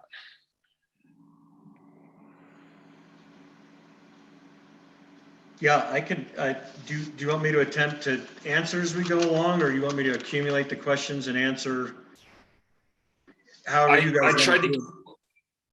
I tried to keep everything that I had on here just specific to the funds. So I don't know if we want to have kind of a discussion about funds in general, or if how that best works. I can tell you, you know, water and sewer are considered what they call enterprise funds, because and that's a legal and accounting definition, because they're generating their own fees, and those fees need to be used specifically for those funds. Now, because they're two similar utilities, Trustee Lashley, maybe there's an opportunity to combine water and sewer, because they both are very similar. I mean, they're providing a utility. We do charge two separate rates, technically, you know, one for water, one for sewer. But that one I'd have to investigate. And I, for one, am all for making it simpler and, you know, not having to do, you know, just inter-fund kind of things if you don't have to. I would just have to make sure that's possible legally and financially according to the rules and provisions. But they both fall under the same category of enterprise, and there may be the opportunity to do that. And I can let you know. Cemetery Conservation Trust, I think, has to be separate because the funds are earmarked by law for the Conservation Trust. So to combine that with cemetery may not be possible, but again, I'll check. But just because the Conservation Trust funding comes from a very specific source with very specific uses, we may not be able to do that one. And heavy equipment, we could probably address in any number of ways. We could set up its own fund. We could set up a sub fund within the general fund, or we could simply do it by, you know, account coding in the general ledger or off budget spreadsheeting or something like that. You know, we could have a heavy equipment schedule that we keep every year that would be part of the presentation of the budget. So any number of ways to address those concerns we could do. The easiest would probably be just its own separate spreadsheet. We don't have that much equipment, and it doesn't turn over, you know, it's not something we'd be adjusting or monitoring daily, but it would help us look out into the future because this is big cost stuff, absolutely. And whether we're leasing, purchasing, or what we've traditionally done is lease purchase, what we want to stay away from is month-to-month leases because we get little equity and little value out of that. It's just a cost. But I'd happy to take a stab at that, you know, and see, maybe you and I through Finance Committee could work on that to see what questions need to be answered, what we want to look at annually. Some of these things we have to make decisions on annually. So at the end of this year, we need to make a choice of whether we want to purchase the heavy equipment or continue leasing it. The answer traditionally has almost always been continue leasing because we do not have the capital to purchase the buyout prices of these machines, certainly not in their first couple of years. But it's good information to have. And as far as presentation, we could do it any number of ways. I would just suggest the most information with the least amount of accounting complication would be the way to go. And we could try to figure out what that is. Yeah, I'd love to help work on that with you. You know, at some point, once we make it through the budget season, I think, and try and figure out more effectively how we can make that happen. Okay. Trustee Barilla. So yeah, everything Austin was saying, we have discussed before. I do believe that's an excellent project for our committee, is what I was going to say, because the only thing I'm worried about is that the enterprise funds have to be completely separate. I'm pretty sure that that is part of the way that the law is written about how they are kept. And then the other thing is the trash receptacles. I don't know what else we can do other than making them, I don't know, getting the youth to paint them as a school project or something to make the camp trash a lot bigger, maybe designating a few cans like that. So, you know, part of an education awareness, because I really think that even my own private dumpster, I had to start locking it. I've got plenty of video footage of people coming through, throwing it in my trash can, and then I had nothing available for my own business to put it in. So we need to do something. This has been ongoing for a few years, and this is just as important as the sewer system. I'm so glad to hear everything you guys are talking about the sewer system. That was a major eye opener when Austin, I, and John Seitz had all gone out there to see, I believe Jess was with us too, to see how bad the condition of our sewer system is. So if we can limp it along, I am 100% for making sure that we get that into these service lines, making sure we can pull in that that loan that we need. So thank you. That's all I have on the funds for now. Thank you. Jumping onto that the trash topic, Administrator Eder, I understand you've been having some conversations with Bruin Waste around the volume of trash and pickup schedules.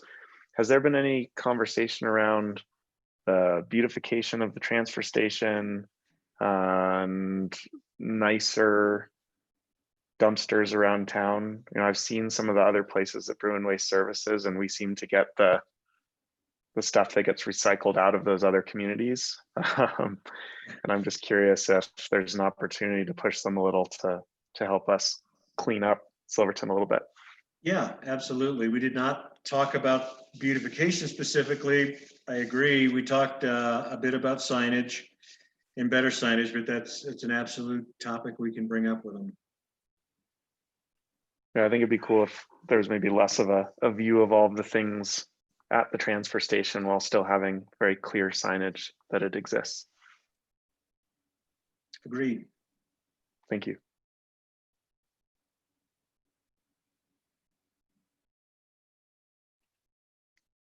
Any other fund related comments or questions besides the general fund related ones? Mayor Pro Tem Barney. I'm not sure exactly if this is the best time for it, so stop me if I'm off.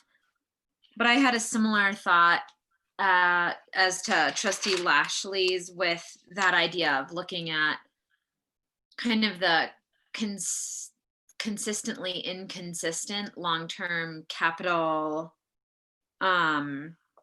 savings ideas or just planning for.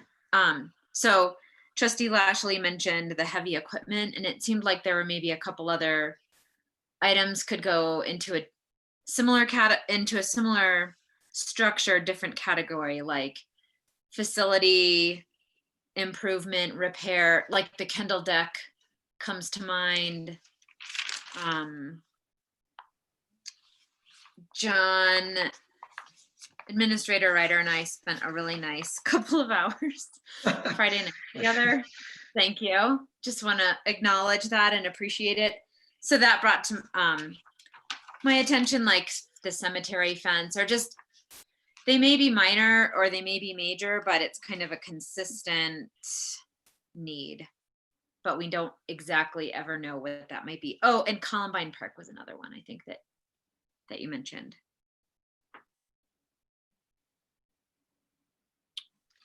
I think these are good comments, and it is part of a broader issue. I'm not, and this is no offense to any previous anybody, I'm not a big fan of the nomenclature in this accounting system, which is Casella is our accounting system. We use the account coding system in the descriptions to match that. It's a pretty big deal to overhaul on that level, but to do what you guys are asking, accomplishing, I think we can do it. And we might even be able to do it, you know, here in this budget cycle. Because there are things I totally agree. It's now not as foreign to me because I've been looking at it, for 15 months in detail every day, it's my job.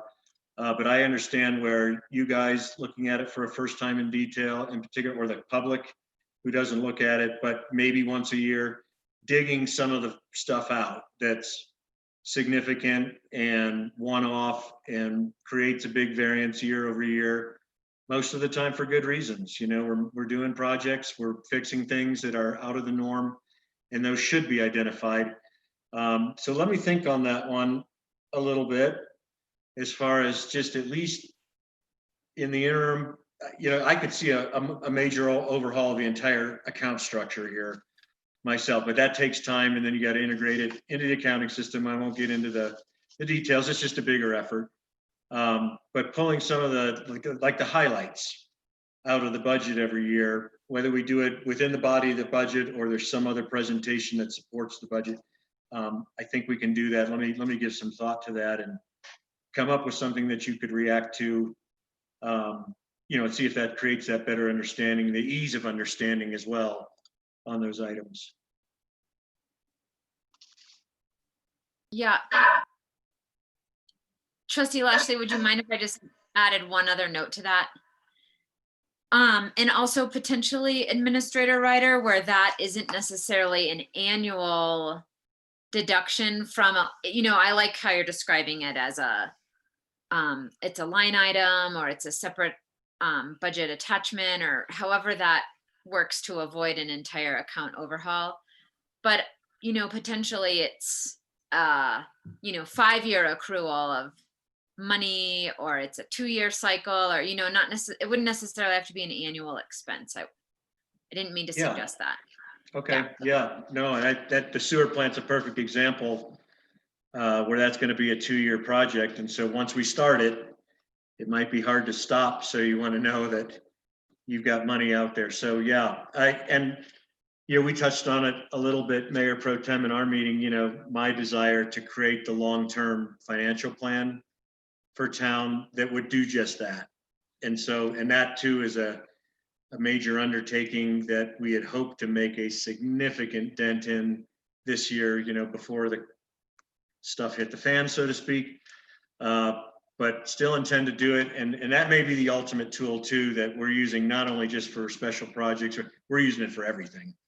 The one we built down south had both normal operations, it had all the capital projects, and then it had operational changes when those big projects came online. So if you build a new sewer plant, that's going to impact your employees and the amount of employees and the cost of employees and utility. So it was really a great interactive long-term tool. That too is not going to happen, here in the near term. But we can definitely start, and what we build now for just this next few years, so that you have an idea, can be built and used right into the long-term thing. So it won't be effort wasted to create that for you. Trustee Lashley. Hey, thanks. I think this has been a good discussion to have, and I kind of have a couple notes here for what I think if we examine fund structure, if we look at re-examining these things, if changing something gives us a flexibility in the way that we can spend money from those funds throughout our budget, if it simplifies our accounting of these funds, or if it helps with the long-term planning. I think those are like the three things that if we look at re-examining something that it doesn't make sense in one or more of these three ways, that maybe makes it worthwhile to take a look at or not. And just one other note on just MOLIS too. That's incredible that we have MOLIS just year after year. I think really just provides a great other source of revenue to the town. And I think that's part of that issue of like, how do we get, we have this fund for MOLIS and it keeps generating more revenue and the fund kind of keeps accumulating, but MOLIS is a pretty simple operation overall. And I think that at some point we're going to reach a limit on to where we can spend the money for MOLIS. I do think though with Molus, we can probably maximize a little bit more of the revenue that we get out of Molus by examining some of the services that are there. I wonder, like, I don't think that you're required to have a fishing license at Molus, but if you had like a $5 suggested donation or a $5 fishing license for Molus, that maybe could give us some more revenue there, or to look at maybe investing in cabins or something else. And that's a whole separate meeting, I think, of how to do it. But that would be maybe a worthwhile topic for a work session or something. Is what ways can we make Molus even better to serve both the people up there and the town. Awesome. Yeah. Molus's reserve was where we were headed if the general fund needed some help, because it's generated by the end of this year, it'll be over $200,000 in cash reserves.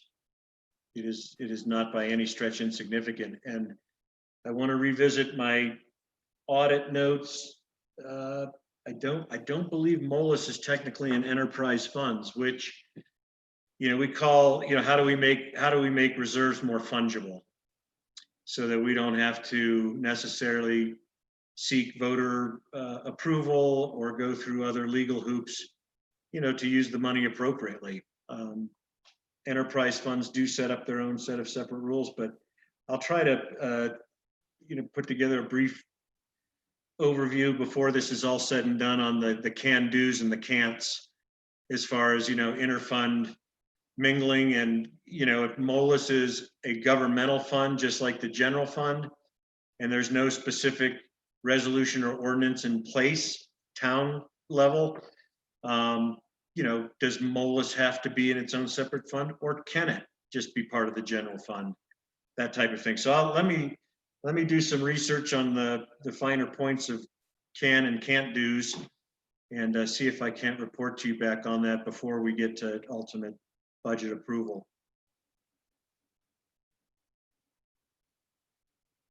Because it may be something where we have the green light, even though Molus is its own separate fund, to use it for another park project. We'll keep the budget the same this year, but then we know we can do it. And if we decide we can aim to restructure funding and fund structure, for future budgets, something like that. But at any rate, it's probably a good education for all of us to understand, and I need to go through it every year, as part of the audit. What are our funds designated as? What are the rules under those designations? And if we wanted to use fund reserves, from one fund to another, what are the mechanisms to do that currently, and what could we adjust to in the future?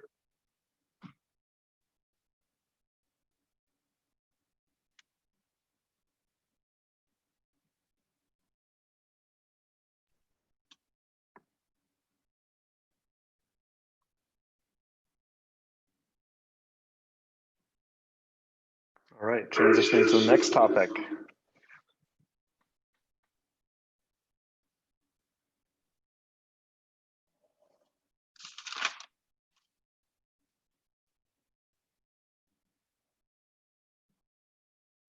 Trustee Harper. I'm sorry, Mr. Mayor. I did have a question here. I'm checking my notes. The bed tax for the lodging. Bed tax for lodging was set up as a separate fund. Then over the course of several years, it was rolled into the general fund to fund various other projects, and not that it was what it was intended for. Do we have a handle on the lodging tax, and is there a way to break that back out again and make it work for its intended purpose? And are you talking about the $2 a night lodging fee? Yep. We have a handle on it as far as what's collected. Kelly keeps a pretty accurate spreadsheet of what we receive. Are our receipts audited? And do we have 100% certainty that we're collecting on every room night that's utilized and the ownership of those places are accurately recording that and the associated fee, I would say there is no way of knowing, with a great deal of accuracy. I will, freely tell you that the system is a trust-based system. We can keep track year over year of how one particular establishment is doing. We have those type of records. So if one year everybody was going up in lodging fees and a particular establishment was going down, we might see a trend or want to ask a question. Maybe they were on a renovation, maybe, who knows? We have limited resources to enforce that on a real detailed level, Trustee Harper. What we do collect is accurately accounted for by establishment, by night. We ask for the reporting to be turned in along with their fees. But as far as verifying and spot auditing, we have not done that, and it would be difficult under current resource levels to do that. And the same would go for many of our revenues. Real estate taxes, we know. We get those from the county and we can go find out. But things like sales tax, are we capturing every gross sales receipt and associated tax? We don't know to be 100%. It is, again, a trust-based system. A lot of it's credit card based. A lot of the businesses have great point of sale systems and great ownership that we would feel confident. Do they all? Are there cash transactions that can't be as easily accounted for? You bet. And until we would be able to develop a program and resource it properly, even on a spot basis, it would be difficult to 100% verify. Going back to the actual lodging tax, that dollar amount, is there any plan or any thought process about putting that back to its original designated usage? Or is it just going to stay? What is that usage?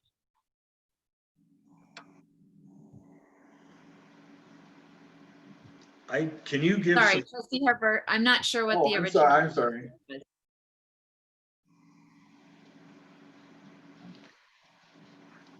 And I can't see everyone on my screen.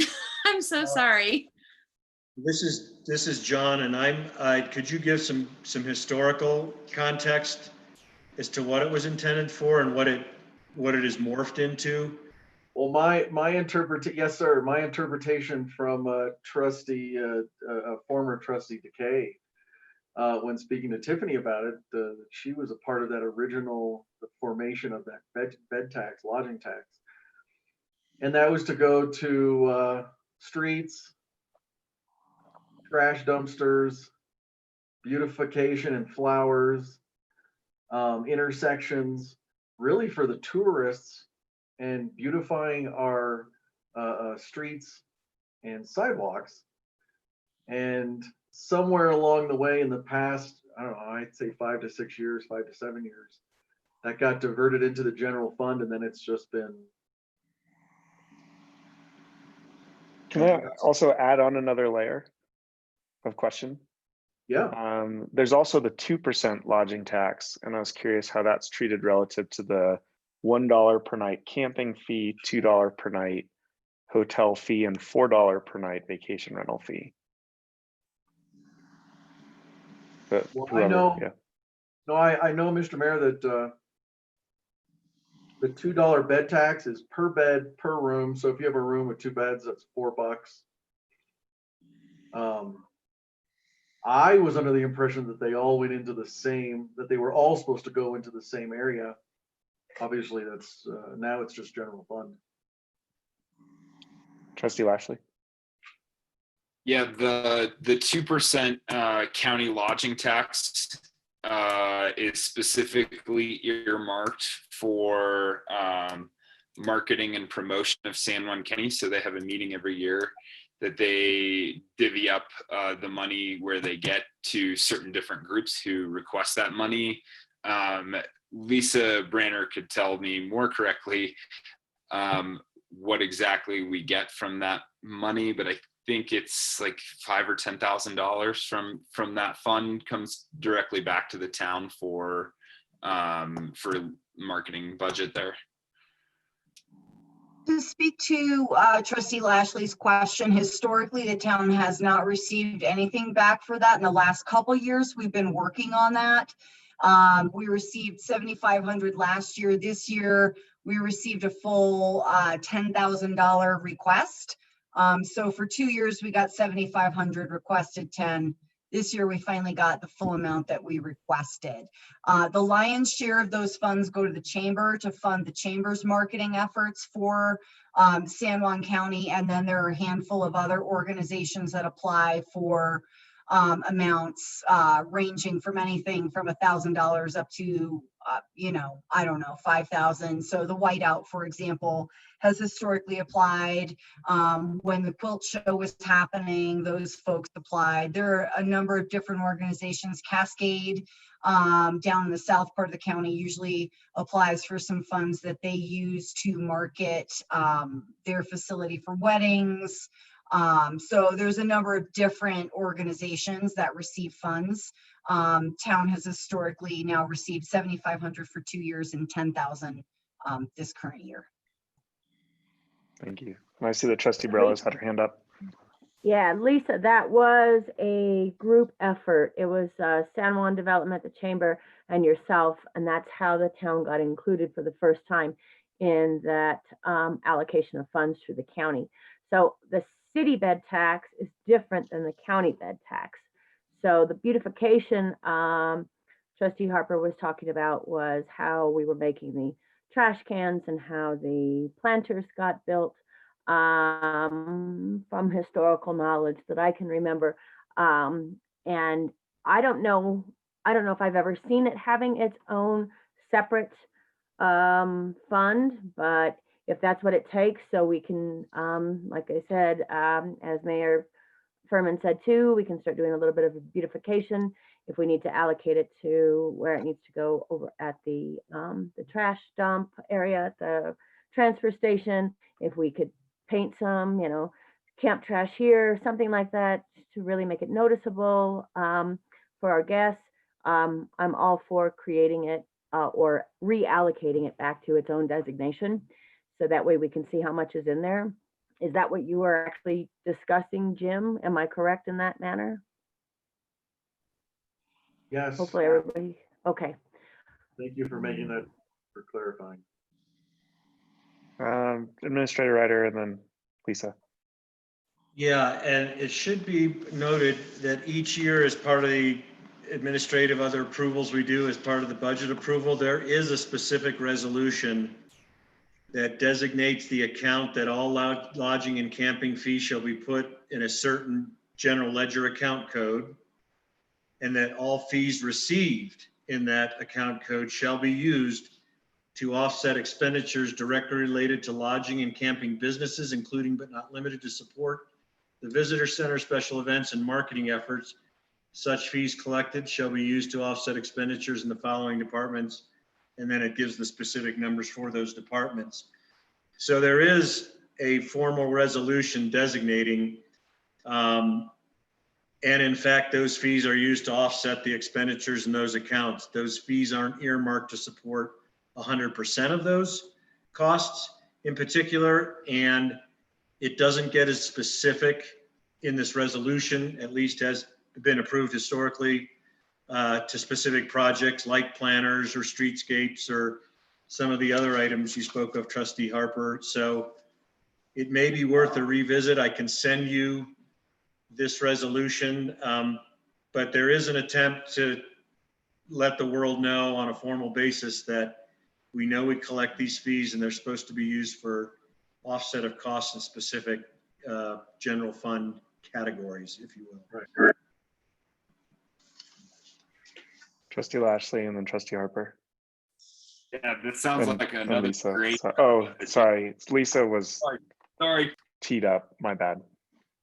Lisa. Sorry, guys. I just wanted to further clarify. Trustee Barilla is correct that there has been a joint marketing effort between Town Chamber and San Juan Development Association with tourism board funds I was speaking specifically to tourism board funds that were received for town marketing efforts only. So there are two different initiatives happening there, and I was speaking strictly about tourism board funds. So just to clarify that point. Sorry if that was confusing. Thank you. Trustee Lashley. I was just going to suggest that that sounds like a great agenda item for the Finance Committee to kind of delve into again too. On a similar note, I'm Agreed. curious about the logic behind applying additional fees to lodging because it supports tourism, which creates additional stresses on the town economically. Also seems to apply to other tourist-driven businesses, and I'm curious if it's worth having a discussion about other sectors that those types of fees might apply to in order to drive additional income for the town. Trustee Harper. I agree 100%.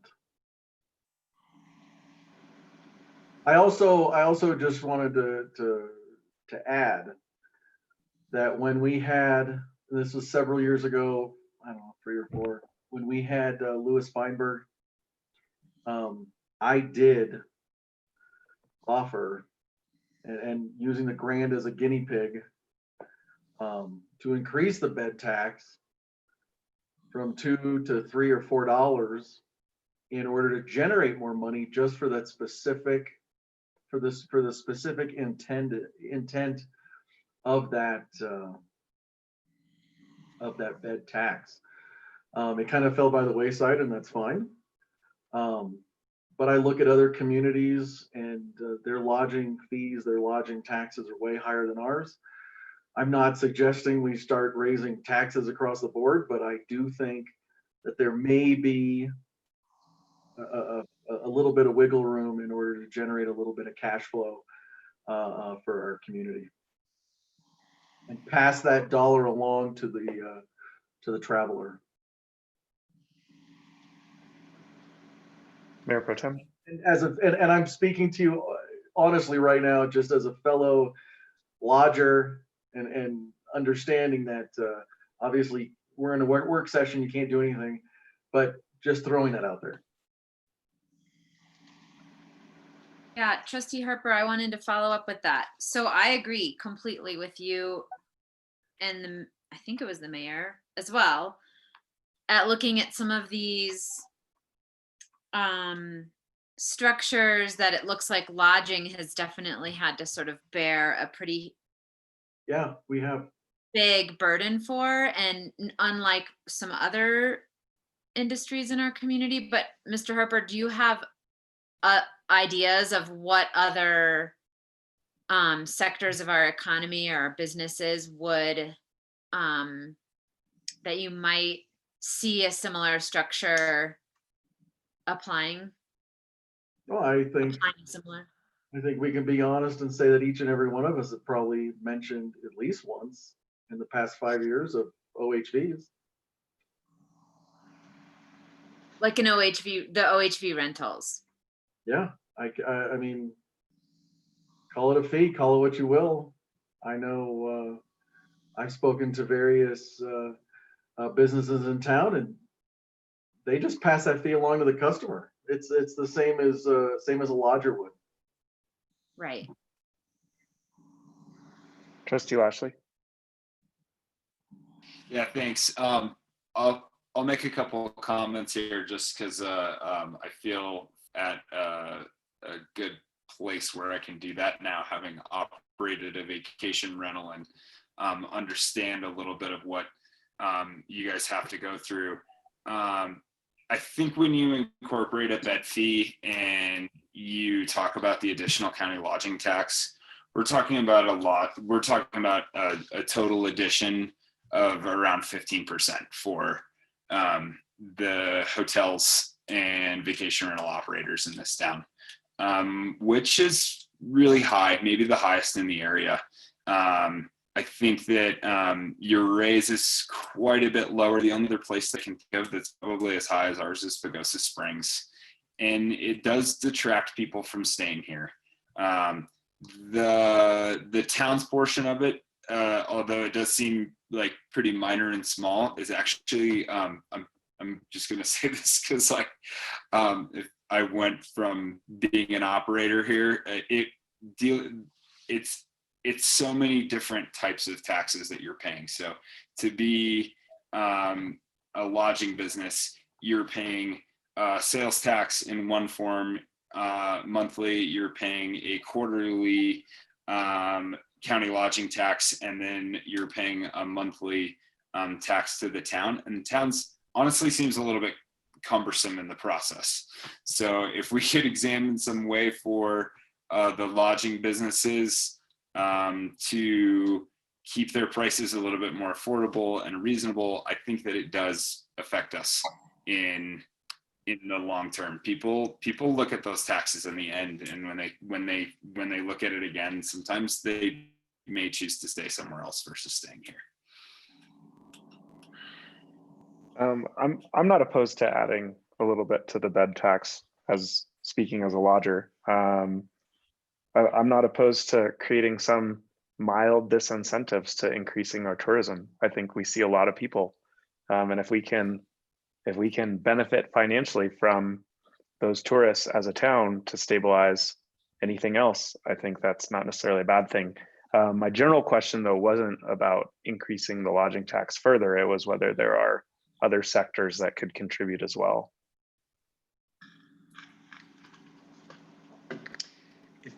Mayor Pro Tem? That's my question too. And Trustee Harper mentioned OHVs.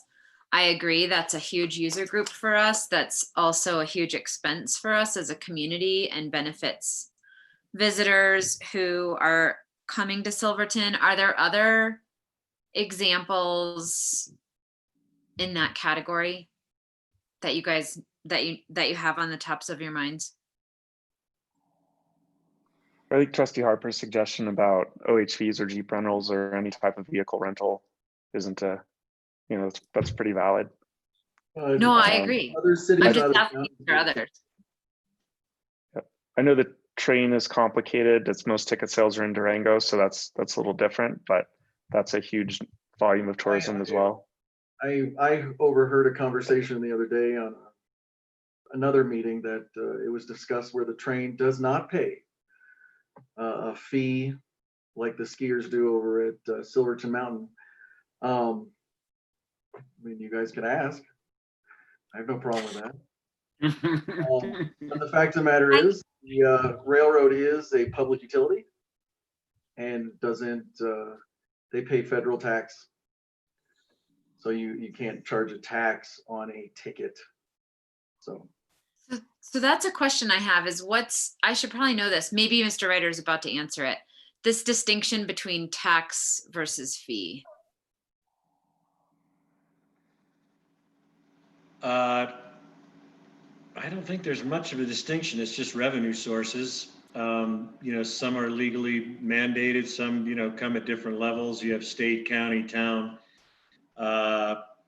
Others, I don't know why we wouldn't just call it a lodging tax versus a lodging fee. It may just be nomenclature. I'm not sure if a tax has to be voted on by the public versus a fee, which can be put in place by a board administratively or by approval. I was going to make the point that we used to make the very same argument regarding workforce housing down at Purgatory back in the day, and that developers always were taxed with funding workforce housing. And we used to make the argument that development, while creating some economic growth, for the most part are accommodating growth. So why aren't the businesses that are actually creating the growth and the need for housing being financially taxed to provide financial support for the housing that is required? A big business like Mercury comes into town and creates 600 jobs, and the developer builds 600 houses. Why is it the developer only that has to provide financial resources to build affordable housing? They didn't create the jobs, they're just accommodating where they live. So the same argument could be made here, I think, and I'm being fairly simplistic here, but yeah, the hotels and lodging that are creating a place for people to stay, and in some cases attracting the people because of the great lodging facilities that we have here, but others are driving we can't tax the mountains. That's the reason the people are coming. But we always did make the argument for a more equitable solution in the workforce housing context, to spread that cost and the financial burden a little more equitably. And I think the argument could be made here as well. Mayor Pro Tem Barney. Okay, so maybe I'll offer a suggestion, potentially in real estate sales to second homeowners. Thinking about, I guess my framework for this suggestion, and along with OHVs or potentially train users, although I understand the complexities, or I'm starting to understand the complexities of some of these, is the idea of supporting, actually Mr. Ryder said it best, we have a town of 600 trying to pay for the services of whoever's coming here. So just trying to think about the framework of what can we do to generate revenue that can support year-round residents. And so I think real estate's a little complicated, but I think second home ownership rose to the top for me.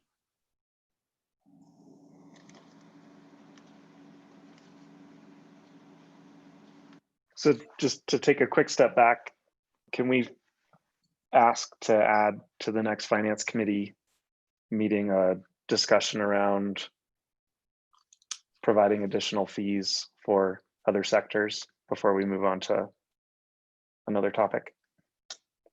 Cool. So yeah, following up on Mayor Pro Tem's comment about some type of fee on second home owners or the acquisition of second homes, is that something anybody else has an opinion on? Or Administrator Ryder, is that something you've thought about? I know it's a highly contentious issue. And I'm sorry, could you restate, Mr. Mayor? Well, Mayor Pro Tem had just asked about ways to drive revenue from, okay. To frame this also a way I've been thinking about it, in our state demography presentation from 2 weeks ago, they mentioned that we had a 60% vacancy rate in our housing, which doesn't mean that there's 60% of our houses that are empty. It means that 60% of our houses are seasonally empty. But they mentioned either in that presentation or on a call before or after that, like Silverton could potentially double in its size for year-round residents with zero additional inventory if there was more of an incentive for those homes to be occupied year-round. And so I guess tying it back to Mayor Pro Tem's question, are there either incentives to increase year-round occupancy or financial disincentives with respect that can support the community financially with respect to second home ownership and seasonal ownership? Got it. I'd like to just note that I don't really have an opinion here. I'm not sure where this goes. I've read a lot about, this is an ongoing issue in Aspen today, actually. It was headlines like a week ago where one of the commissioners or trustees was advocating for a vacancy tax. And that blew up in discussion there. And I'm not really sure where our community stands on that. I'm just curious to hear the discussion about it.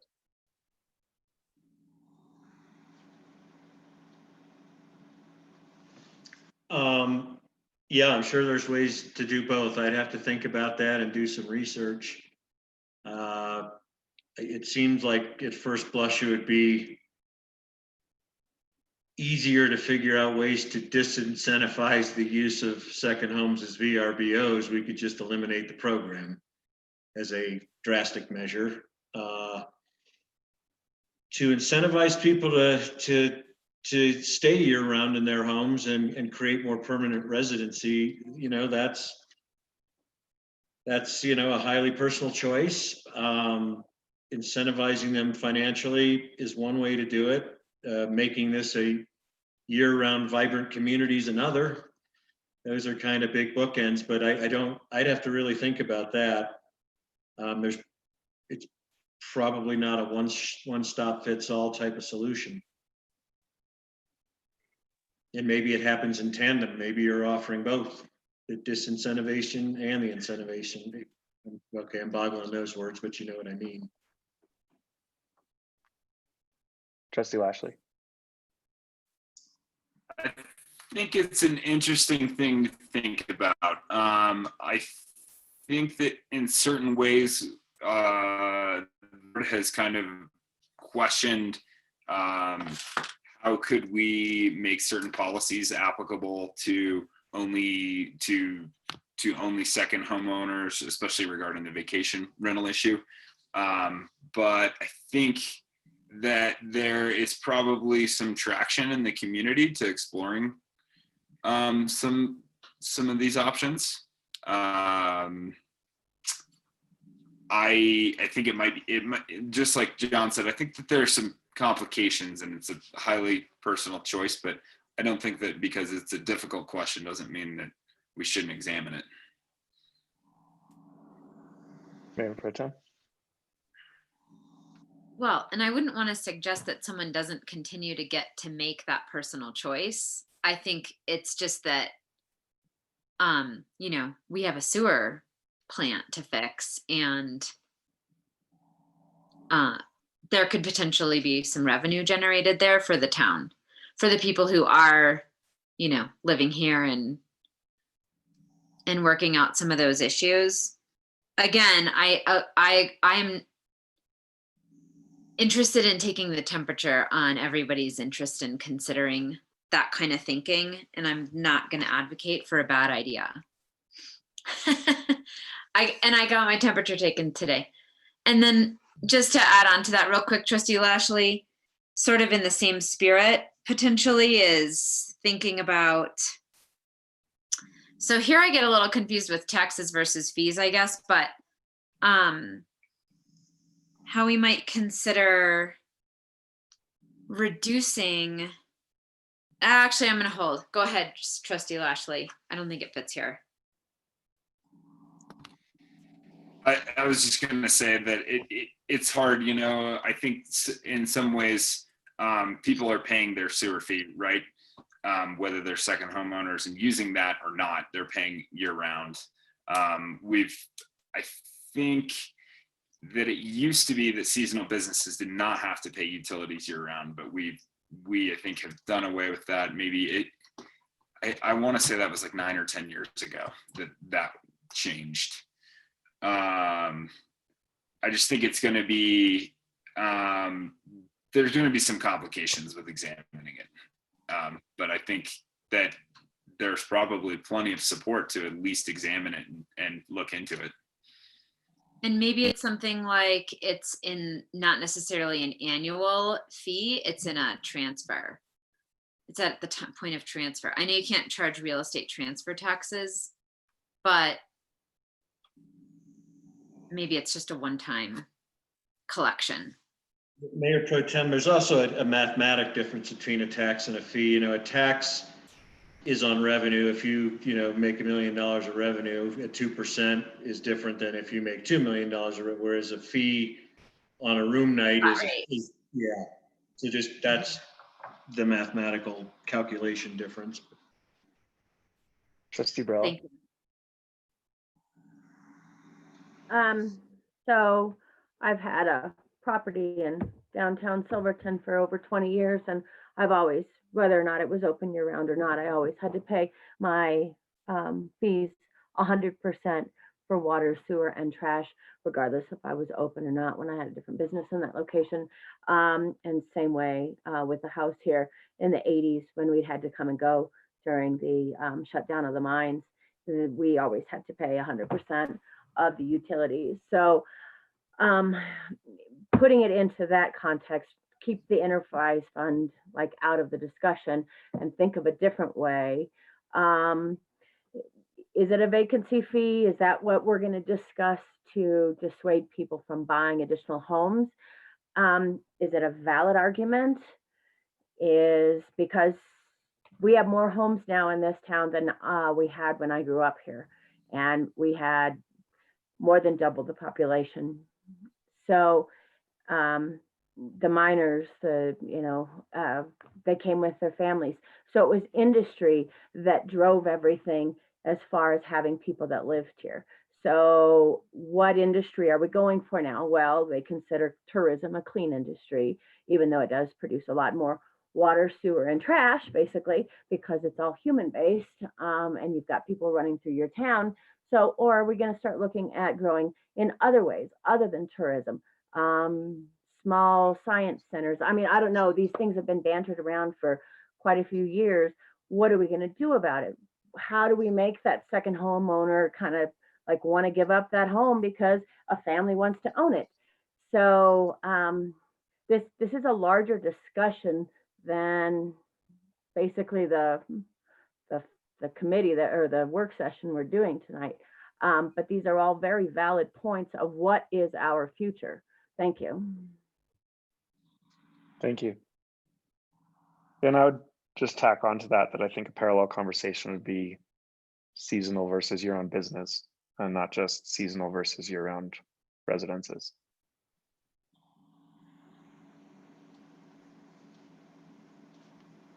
Mayor Pro Tem? Okay, well, that was kind of where I was headed with my next thought, which would be, I was just thinking a lot about the year-round businesses that do support locals who live here, businesses like the grocery store, the hardware store, the gas station. I'm sure you guys can come up with a lot of other examples where potentially reducing their 10% sales tax rate could be a benefit to them, and then trying to offset that, or maybe this doesn't even need to be a parallel conversation. Maybe that's just something we can do to support a year-round business, but then looking at that increased tax or fee on the more seasonal, or I guess tourism-based business. Just throw that one in there. It's a work session, right, you guys? Well, so I guess in general, so that we don't end up here till 1 a.m. It sounds like evaluating tax and fee reform across the board for seasonal and year-round residents and businesses is something at least a few members of this committee, this trustee board, sorry, would be interested in hearing the finance committee analyze and discuss. Trustee Lashley did have his hand up for a second, and I see Trustee Brella's hand as well. Yeah, just so the 2% sales tax increase that was for emergency services, was it 2? I don't know why I'm blanking here, but that increase was supposed to have earmarks so that at least the grocery store and the hardware store were not included in those. That's a county discussion. Not really. We didn't pass that sales tax increase, but that's definitely the low hanging fruit there, is to have that intended use of that and that intended language that they spoke about retroactively or just actively going forward change for those businesses.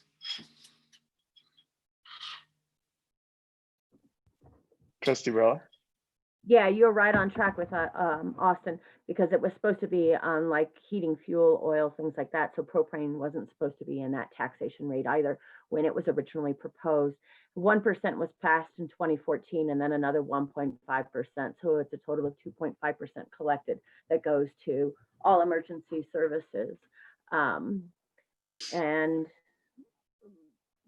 yeah, that has to come in at the county level because it was voted on at the county level. And regardless of whether the verbiage came in right or wrong, if it needs to go, it has to go back to vote again through a county election. So there's a lot that we could do. It's been proposed before. Jess and Austin would remember this, that we charged seasonal businesses double or triple the rate of a business license, and that would bring in more revenue for the town. That was something that was potentially very easy to do because you're not dealing with anything more than our fee structure. If your business is 3 months a year or 6 months a year or 12 months a year, the fee structure could be different. And that was proposed, I think, probably 2 years ago, or discussed, never proposed, just discussed. But it's easy to forget what we do as soon as we get out of budget season because we stop talking about it all the time. That's why the recreation of the finance committee was so imperative, so that way we can stay on these topics and make sure that we actually have a follow through for once in reference to things that we discuss this time of year, because these are vital to what our future is. Thank you. Thank you. While we're on these really big topics, I have two. The first one I think is pretty easy to think about, probably harder to implement, but I'd like to advocate for property tax abatement for fixed or low income property owners in Silverton, to address the concern of costs around rising home prices and property taxes. And I have no idea what the scope of that kind of analysis and implementation looks like, but I'd like to just plug that again. And then the other topic is to gauge this board's interest in asking Administrator Ryder in his discussions around the town county IGA, intergovernmental agreement, about thinking about reshifting our share of sales and property taxes. Everything I've heard since the election, which is when I really started getting informed on this issue, is that the idea that a town supports itself more from sales tax and the county supports itself more from property tax is driven by how the finances work in larger counties with multiple towns. And the distribution tends to be more balanced when that's the case.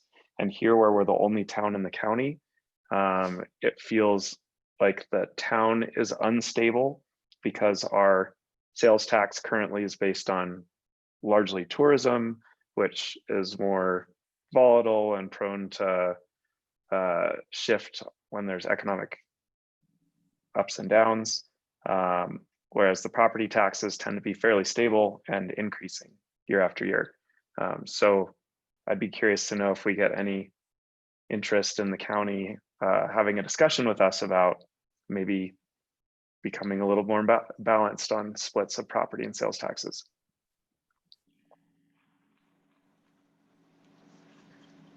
Mayor Pro Tem and Trustee Lashley. Mayor Pro Tem first, then Trustee Well, Lashley. Sorry. Trustee Lashley, do you want to go first? Because I'm new here, so you might have some better perspective. No, that's okay. Go right ahead. I'll jump in afterwards, or yeah. Okay, thanks. Well, great. So that speaks to my top concern about our budget. And, obviously I'm a teacher, so I have a really stable income. It's not going to ever get very high, but it's always going to remain very stable. So I definitely understand this balance of, I want to speak to the vulnerability that the sales tax kind of puts the town in, because it seems a little bit like, I know it's better than this, and Mr. Ryder's work shows that, but to me, it feels a little bit like a cross our fingers and hope for the best on sales tax approach. And we can go through and we can try and plan and work out, what we think might happen in the future. But every month we're kind of like, well, hopefully this month is good. And I'm not a business owner, so that feeling is uncomfortable to me. But I do want to ask the question about how we can reduce the vulnerability of the town's budget as it relates to sales tax collection. And I think Shane's idea is edgy and hopefully has some potential. Because also, you know, when we look at making other related decisions to how we reach decisions that are in the benefit of our community, they will often be filtered through the lens of, will this increase the sales tax or decrease the sales tax? And I don't know that that's necessarily our most perfect filter for making good decisions on behalf of the town.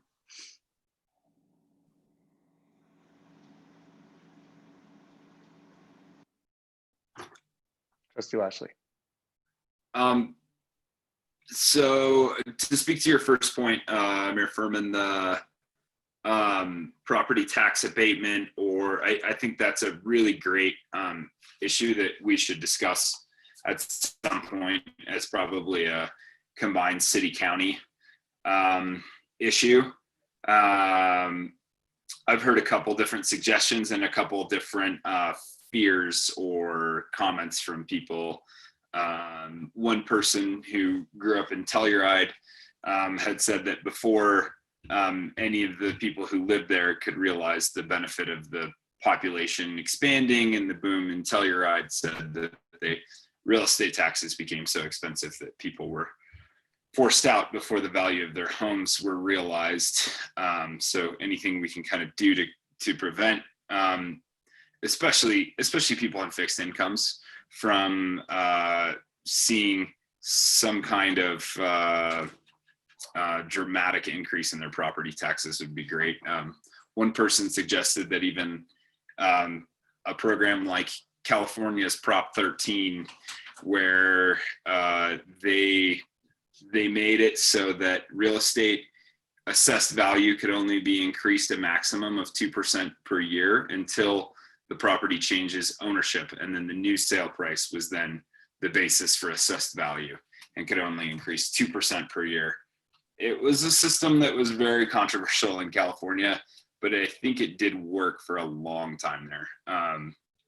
There's a lot of different options I think we could discuss for property tax abatement, and going through all the different models and ways that we could do that would probably take a while. But I think it's something that would be a valuable discussion to have, preferably with the county, since they're the ones who have more input and more impact with property taxes.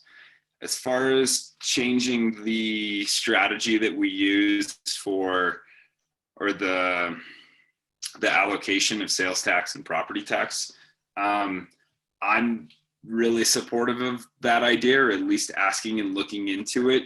I think that the county's unstable as well from property tax as their main source of revenue. When the mines rolled up and pulled out of town, the county was in really dire financial straits. And I know that Commissioner Coleman remembers it very well, and has spoken about it a few times at meetings that I've attended. And I think that there's a conversation there to be had as far as creating stability for both the town and the county. And I think it could be mutually beneficial.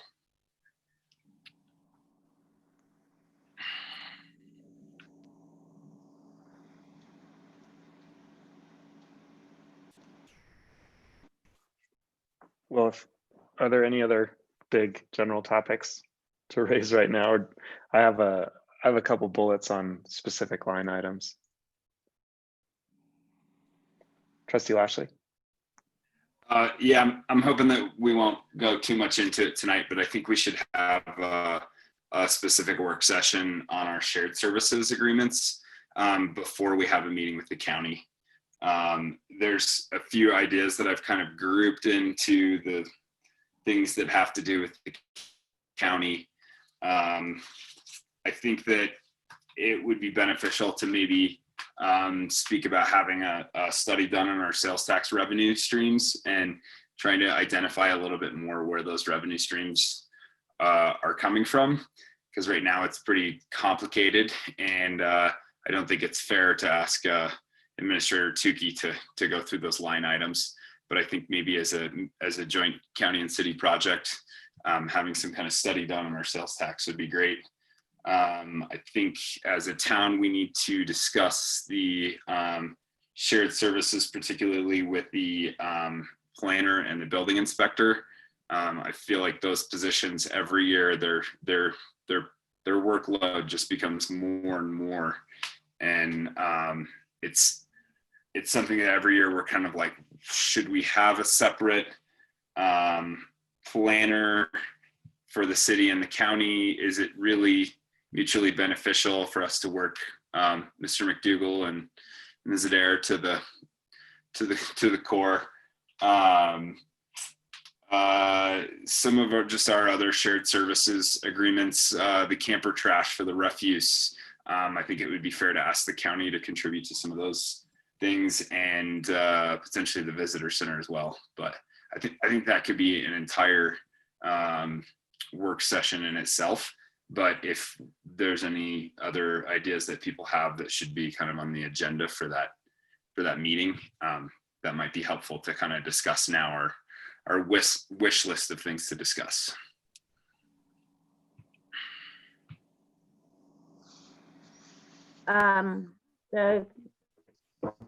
You threw out the visitor center. The visitor center is the town of Silverton. So what did you mean by that exactly? Correct. Like as far as including that in a county and a city contribution to running the visitor center, because a lot of the people who do come to the visitor center aren't necessarily just visiting the town of Silverton. They're also they may be coming to visit San Juan County and go jeeping or camping or a lot of services. I think it might be worth discussing a county contribution or some funding help. Okay, but then we've got to look at that being extremely short-lived if we're going to be changing the purpose of that building. And we're going to move the visitor center out of there and potentially using the other space in the red building for a senior center and a youth center. So if it is, it would be short-lived. What else could we do that would possibly be longer term? And maybe we decide that discussion is better to save for another time, because there is so much change and volatility with that right now. I think the general suggestion is a good one to have the discussion about whatever our visitor center resources become as a joint town-county contribution, since they are seemingly fielding many county-related questions as well. And if I may, I agree totally with Trustee Lashley's suggestion. Maybe we have a work session to discuss what the IGA covers now, and then again to decide what it may consider in this or a future IGA. And the planning inspector conversation is a good one, because that one probably can shift. Yeah, they're both busy right now for sure, and it can shift from year to year, where there's heavy county versus lighter town, or, the other ones probably stayed fairly consistent. But, how do we adjust? Are we asking too much of those two? I think the inspector keeps in check with a fairly normal work week. It's busy, but it's not like, 70 hours a week. But I am concerned about the planner. She puts in a lot of hours.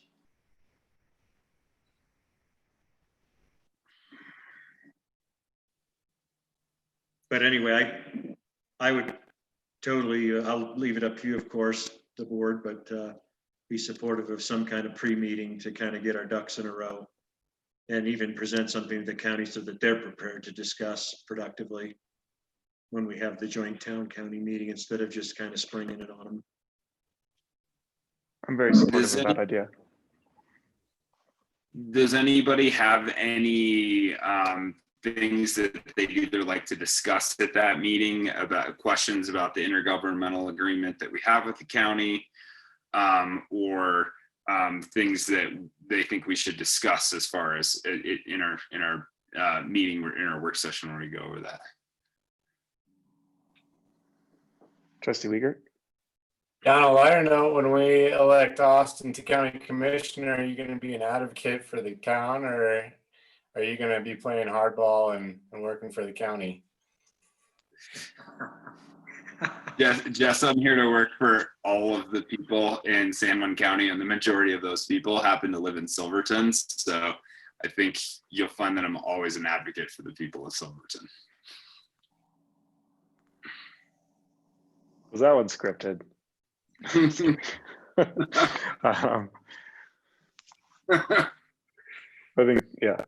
that sounds good.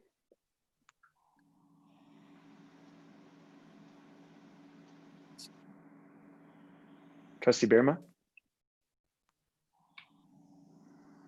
I just want to say overall, I like all the ideas that are coming up, and I just feel like it's a matter of just prioritizing them, and because I feel like they could each be in the main topic of discussion at any meeting, and not to take the entire night tonight, but just prioritizing those of what we need to get done first. I think seems like we're on the right path forward at least, and I like all our ideas so far.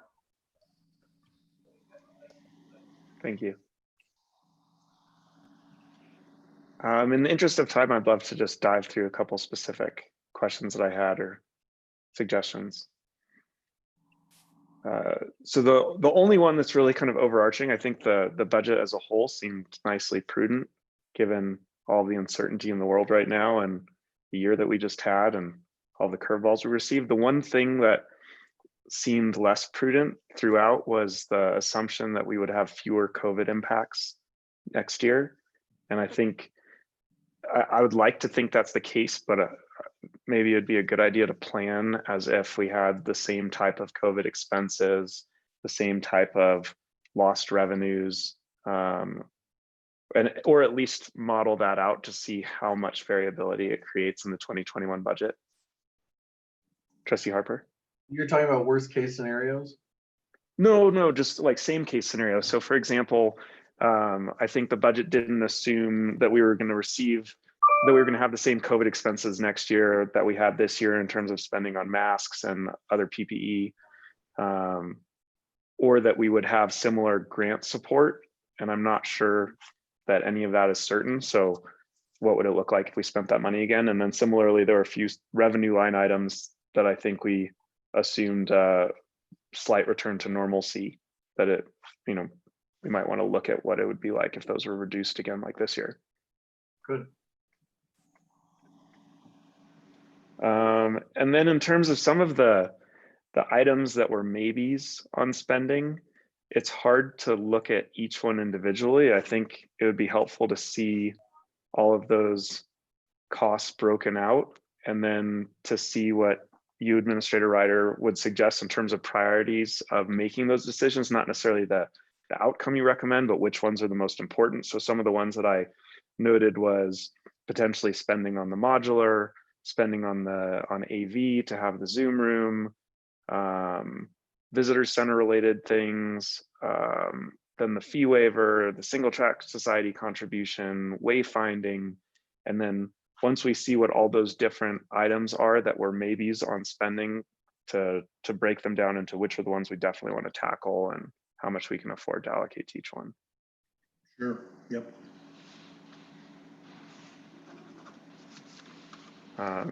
With respect to a couple of those specifically, the modular, I think if we had a specific use in mind, it'd be easier to decide if it was worth the spend or not. And right now, there's a bunch of things it could be used for, but unless we have a specific one, it's going to be hard to say yes or no to that. On AV, I was curious if it's possible for us to just utilize the county's new AV resources in the courthouse. I'm not sure exactly what they set up, but my understanding is that they set up a Zoom room in the courthouse. And so is it entirely necessary to double up right now?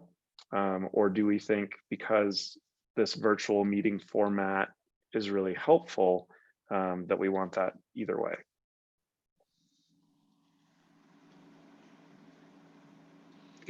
I can answer now on some of these, Sure. or, yeah, the Zoom room in the interim, we might look at that for sure. We were looking to set up more longer term, assuming, and again, nobody knows how long COVID's going to go on, or we're going to be in this. But even beyond COVID, do we want to continue broadcasting meetings on Zoom? Because we have created unprecedented access to these meetings and we've become familiar with the software. That doesn't mean after COVID, people can't stack town hall and come to the meetings if they're here and want to, but those out of town and virtually around the world can continue to access these meetings via Zoom. So we were looking at a longer term and assuming that we would return to town hall at some point on a permanent, open, normal basis. But in the interim, the county courthouse, if not complete, is nearly complete. And if we're still a couple months out from ordering, purchase, and installation of our own system, could we use it in the interim? I've heard a number of residents, really kind of to begin to plead, could you please get back to, at least a select group, obviously starting with the board here, getting back to personal meetings while still allowing the public to chime in via the Zoom. So on the other, I'll put together what I'd like to do, and I've thought about this, is kind of in budget wish list and not yet in budget wish list, so that you could balance those in the final analysis. And I agree totally, Mr. Mayor, the modular, my first thought was this isn't going to get very far as a proposal unless we have a for sure use, and either the use can pay some kind of reasonable return, of capital, or it is so important to the community we're willing to bite the bullet. So those are a couple things I can outline for you as you consider this. Thank you. Lisa? I'd like to add just a couple thoughts on the Zoom room concept. Part of what we were thinking is that this would be an attractive selling point, that we had video conferencing capabilities in the boardroom when life returns back to normal and we're renting out the boardroom on a more regular basis to any variety of entities, that having video conferencing capability in there would be attractive. It might allow us to actually charge a little bit more for the space. And then, of course, as Administrator Ryder was saying, it also will allow us to utilize it for our own purposes. I do think ultimately when we're allowed to have larger audiences in that room, Zoom will not be the solution that we're utilizing. We'll figure out another way to live stream to YouTube. But it's a great solution, I think, for kind of a half and half hybrid situation where we may have trustees in the room but want to engage the public virtually, just because of limitations on the number of people that we can have in the room, which right now I think it's 7 or 8 based on the square footage. And yeah, again, for rental purposes, that might be something that helps us generate revenue with that room. One more point on that. We expect, but I'll believe it when I see it, so I haven't put it in the budget, that we think we'll get reimbursement from CARES Act money that has been allotted to the town of Silverton, amount of $22,000. We intend to use 8 of that to get $8 of that for reimbursement from the CARES. So there's a good chance, but it could be months, if not many months, before we'd see that reimbursement. So I haven't necessarily put the revenue side in this budget, but it's possible we get that cost recovered. Awesome, thank you. So a couple others. Even though I just suggested doing all of the costs that are variable altogether, I would like to see us make up the committed amount to the Single Track Society from this year next year, even if we can't afford to do it this year. So rather than doing 10, if we end up at 6,000 contributed this year, doing 14 next year. Their pretty ambitious plan to complete 10 miles of single track next summer requires a lot of money. And I think most of the money that the town's contributing would be used as matching. So every dollar is ×2 or more. So I think that would be good to prioritize, but I defer to Administrator Ryder on how that fits into the budget and whether it does or not. On fee waivers. Yeah, let Oh, me, go ahead. to give the board flavor of my decision, that one was, as we see, again, I've got my project, I'm just looking real quick to see what I put in for the projection this year. I guess my short answer is if, the sales tax potential increase over what my projection is so big, we can absorb all of Baker's Park this year and commit, which was only 5,000 this year, if I recall, and I'm trying to find that detail. Lisa, do you know offhand? I think it was 5 this year and 10 in 2021. So last year, the donation was 5,000. They asked for 10 in 2020, which was originally budgeted. And that, I think, is kind of the question, is where are we going to land with revenues and how much of that is possible this year? And then I believe their request for 2021 was another 10,000 plus some in-kind usage at Kendall. And so Mayor Furman is right that it's really critical they have match money in order to go after the grant dollars that they're seeking. So that's why the 2020 request is important right now. And I know we're talking about the 2021 budget, but I just wanted to clarify that for you all, that they are hoping to see some donation in 2020 just to help them with their fundraising efforts so they can actually break ground this coming summer. See that now? Okay. Awesome, thank you. For the fee waivers, whether it's 7,500 or something else, I think it'd be really helpful to set specific parameters around the fee waivers that we can also broadcast out to the public. Is it if at 7,500, that's easier to split 3 ways than 10,000, which you'd split 4, but do we allocate a certain amount to certain times of year so that we don't provide all the fee waivers in the first quarter and then not have any for the rest of the year? Or what's the best way to manage that? And then are there specific parameters around the types of events in terms of them needing to check boxes so that we aren't viewed as being preferential for one thing versus another, and there's a nice, fair and easy to understand system for what we provide fee waivers for and what we don't. Yeah, we'll work on that. There's been a lot of discussion on how to control this, starting with, 2 years ago, maybe there was a significant effort to reset special event fees and fee structures for those types of events, and to give discounts as part of that schedule, for not-for-profits and local not-for-profits and other parameters. The problem was it was hard to say no when somebody came in and, we're doing something for a good cause. So as much as I hate to say it, for some tough love, the first answer is to not give any fee waivers and ask us to just reset the fee schedule to something we can live with, and we can say, sorry, no, the fee schedule is the fee schedule. And maybe we need to build in more discounts to the current fee structure.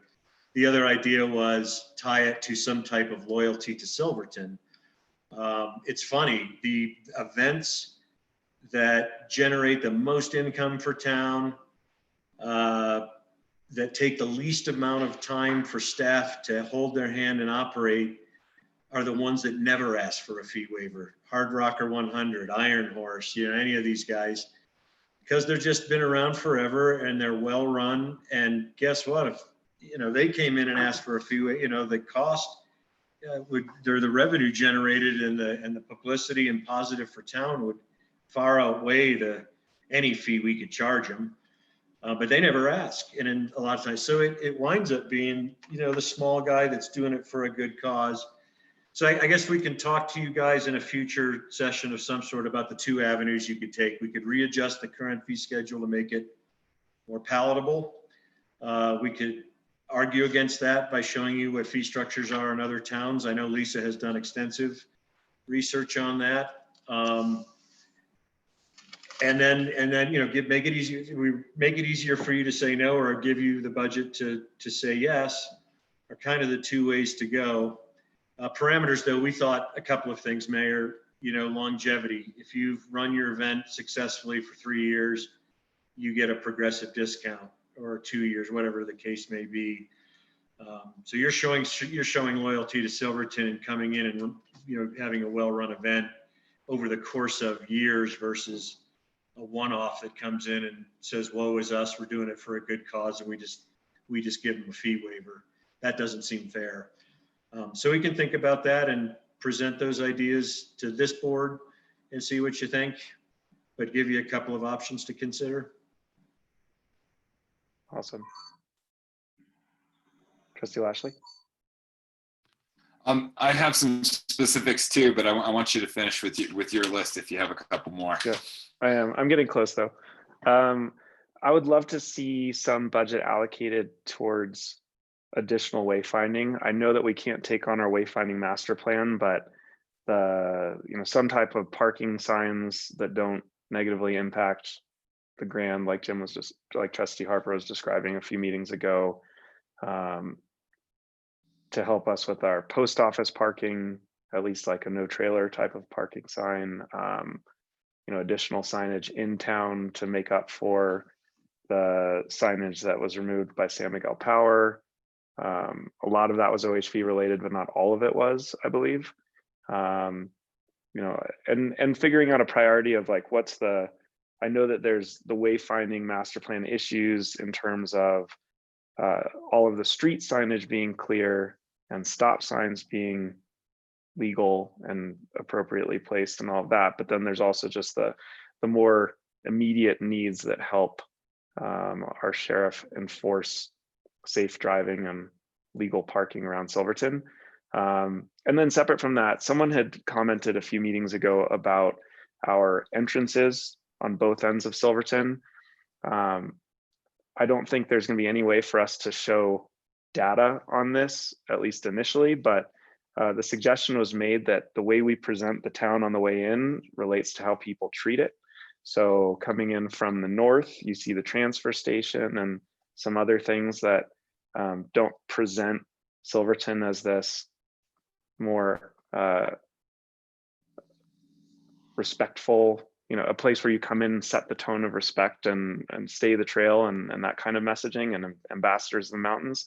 And similarly, coming in from the south, we have our two very kind of dilapidated signs at this point. The banner looks awesome, and I'm glad we got that. But are there things we can do to set a different tone for the visitors coming into town that may change the way that they're thinking about treating town as they come in? And maybe we see those things pay for themselves in terms of other types of cost reductions.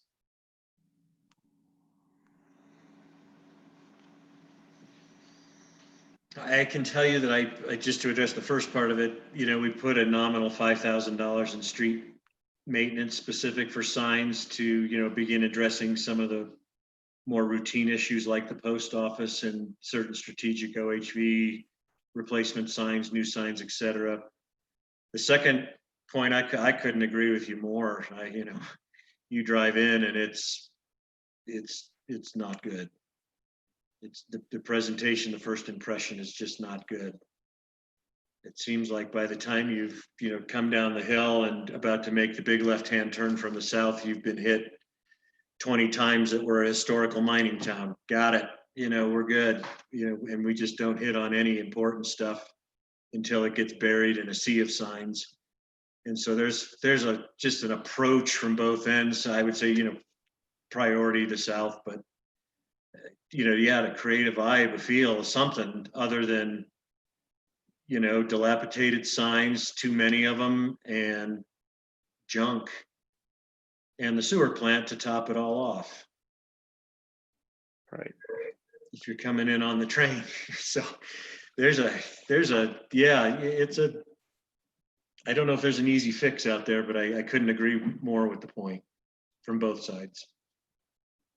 I also think, as an aside, while I'm blabbering on, OHV, signage, I think ought to really start including the fine schedule for what happens if you don't play by the rules. You know, time after time after time, Kelly sees so many people come in here, you know, steam coming out of their ears about the $300 that they just got for off route, no insurance, no license, kid on the handlebars holding the 12 pack and wonder why they had to pay $300 and are mad about it.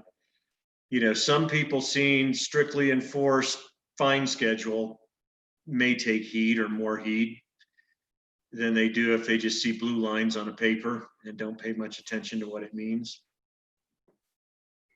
Just another suggestion to kind of drive that point home. But Thank you. look at it. The rest of these have to do with like staffing and pay. I saw that some departments or some staff were seeing increases, but not all. And I was curious about the thinking between that and whether or not all should be getting cost of living increases. If that's something we want to try and commit to, if our budget allows for it. And just generally thinking, you know, what's your thought process there in terms of the staff raises? All are getting at least cost of living, a little more than cost of living. I've got to look up what the current Colorado cost of living is. Probably going to be 1.5% or something. And I've budgeted at least 3 for all. Certain individuals that have really taken on a lot, or you know, done an exceptional job over a period of years where they haven't gotten any raise or just cost of living, I'm proposing more, up to 10%.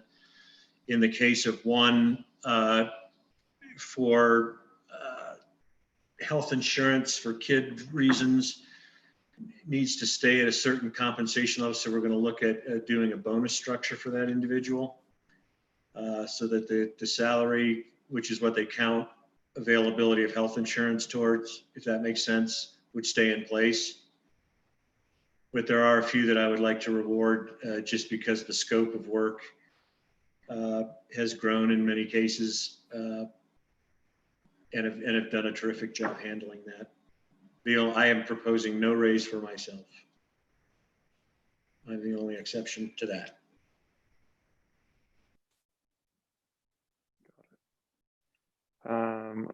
Okay, and then, so I was thinking about this is just my thought. It sounds like a lot of staff wear many hats, which is difficult. And the idea of creating a new role as an administrative assistant that's going to have multiple bosses seems to perpetuate that, as opposed to figuring out another way to support the staff that are overwhelmed. And I was just wondering if there were alternatives to hiring a multi-purpose administrative assistant to solve those same needs that may not continue to add more people to the town staff that have so many different roles where it's hard to prioritize and, you know, stay in the lane. Yeah, I think so. You know, what we need to do, and just even this, as important as it is, hasn't pushed up high enough on the priority list, is to sit down and have a really good, and we've started it, and staff has turned into me what their current roles and responsibilities are, but this was probably the better part of 4 or 5 months ago, because we really wanted to embark on a number of things related to staff, starting with what are your current roles and responsibilities? Are you happy with your job? Then we move to compensation, because we also have a multifaceted, overcomplicated compensation program here that involves exempt, non-exempt, hybrids of both, which really isn't allowed, hybrid PTO, comp time. It makes the whole thing very difficult to administer, very difficult to keep fair across staff. But I really wanted to start with job responsibilities, because they've all morphed from what they were hired to do to what they do.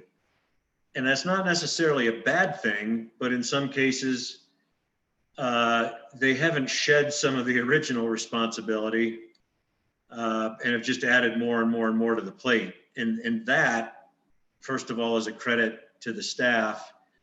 These guys have taken everything thrown at them. So, but we're at a breaking point, and I've told you, the board, before, we're at kind of a crossroad here where we can't redline effectively for much longer here.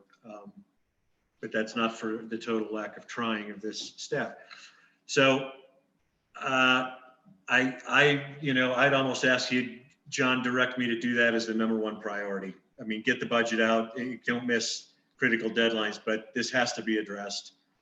And we need to redo job descriptions. And then, yes, Mr. Mayor, I think, would that guide me toward a different decision? It could, yes. And say we need maybe we just need a town clerk if we do this thing right. I don't know. But, not a town clerk, Kelly, sorry, a deputy clerk. Sorry.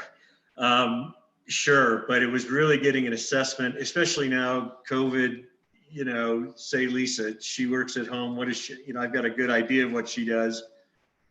In pretty good detail, but day to day, hour by hour, what is filling all the time. I need to know to see if there is things that could be effectively shed completely to another person, not just as an assistant. Kelly, I have a pretty good handle on where she needs help. These are deputy clerk duties that would have been normally being filled that she and I have taken on. Then you get into some, Director Adair and Mr. McDougall. I think theirs is more purely administrative. They get into packet making and reproduction and things of that nature and gathering of information, not as much critical thinking type of activities that could be handled more as a traditional administrative task. So yeah, I don't know if you can wait on my answer. We have a couple of months before we intended, to hire. I know they want it today. They need immediate help. I may have to reluctantly ask that we stay the course for at least another couple of months. It may have taken that long to hire somebody anyway, or we do have a kind of a swingman in Nate Baxter that can continue to help as much as possible. He's been able to accomplish what we've asked of him so far. So I think it takes, anyway, in summary, takes a reevaluation of at least several of the key positions here to figure out what we can shake off their plate and then how to fill it a little more effectively. My shotgun approach was get a person who we think is bright and capable and young in the career, and let them experience each of these departments. And maybe that takes a year.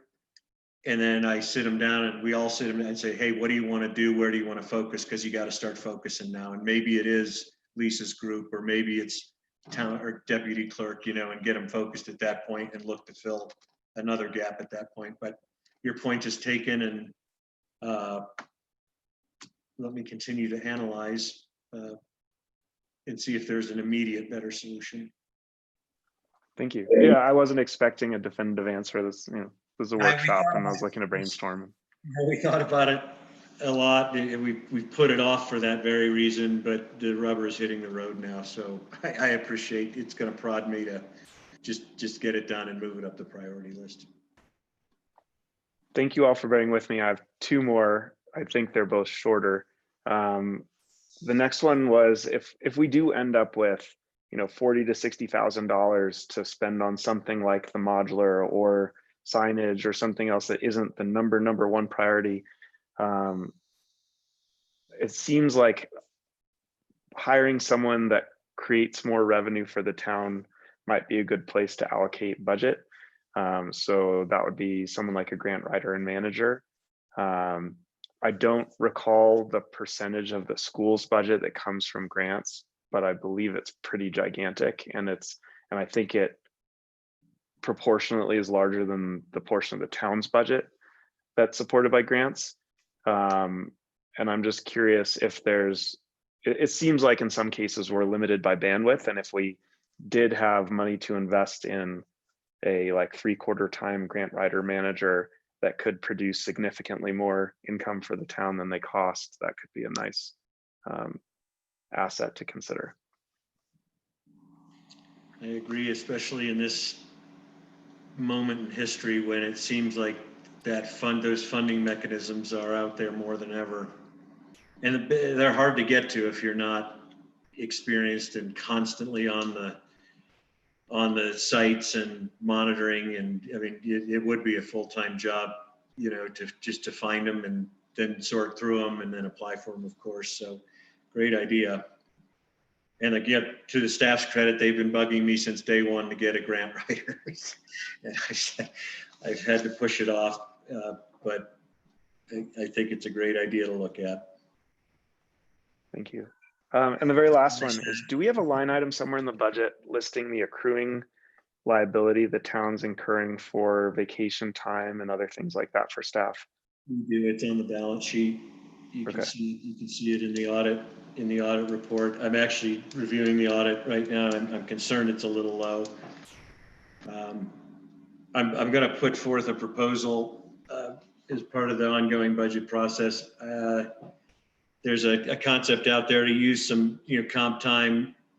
Comp time, for those of you who don't know, certain employees, if they work 60 hours in 1 week, the idea was they could work 20 the next, manage their schedule to that, so that they wind up over the course of the year only working 2,080 hours less PTO.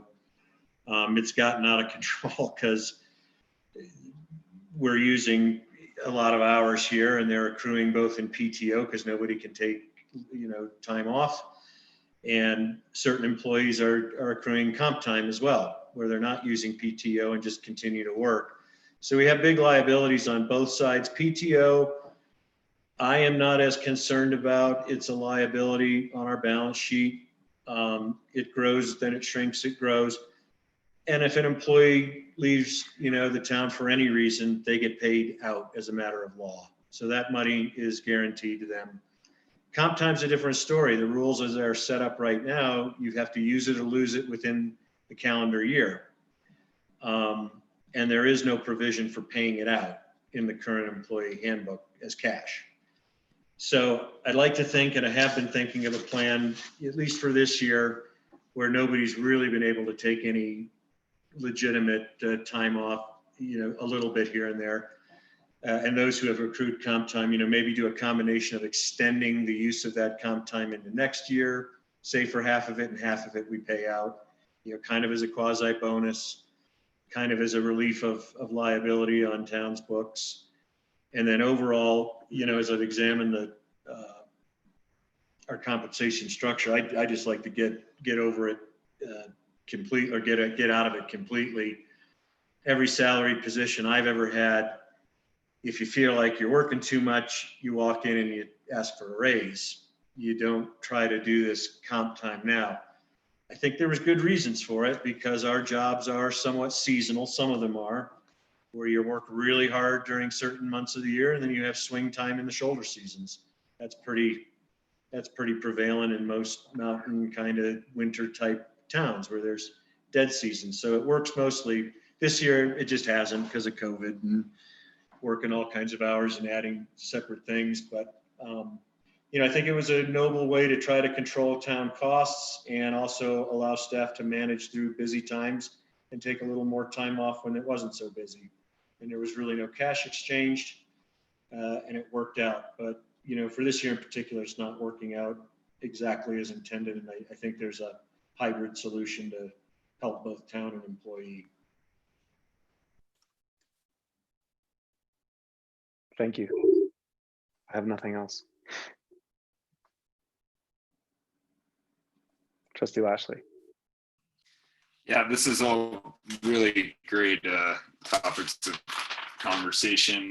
One of my items was the employee compensation stuff, and I just want to say thank you, John, for making that sacrifice to the rest of your team.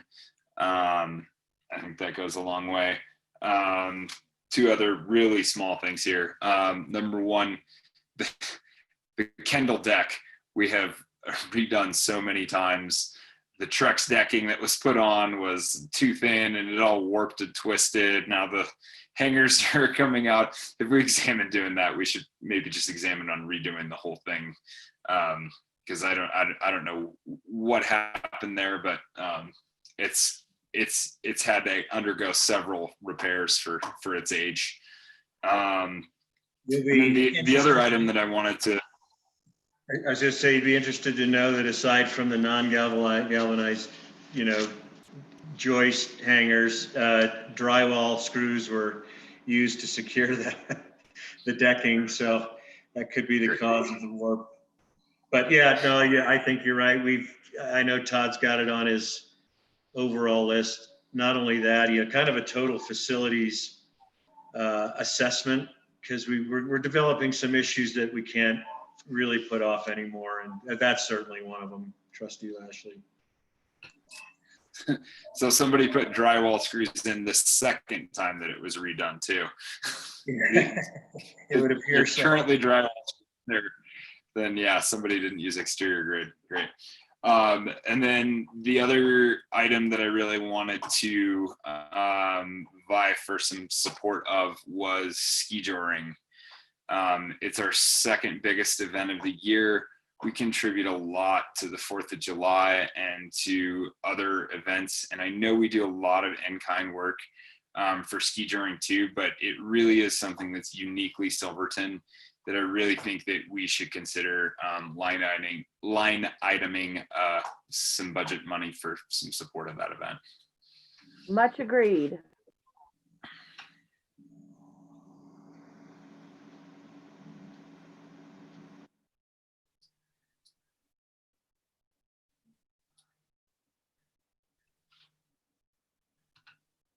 Any other questions or comments? Mayor Pro Tem? Yeah, I agree with you, Trustee Lashley. And my little thing, great. John, I appreciated your response to Mayor Furman's question about the staffing need. I like this idea that you suggested. It seems sort of like let's budget for it now and get the right definition of it when it, with the input from everyone and setting that person up for success seems like a good investment. So however that looks, I support that. And then also, this is really little, but something that I always appreciate as a staff member and tried to kind of do this at the preschool too, is if in that staffing expense, just like I don't know, $500 a year, like once a month at your staff meetings. I know that looks different right now, but I'm assuming that this gets back to something normal at some point, or somehow just like a $500 allowance for some coffee and pastries every once in a while. I think it's been really fun at school, and it's been great at the preschool too. And I had another thing.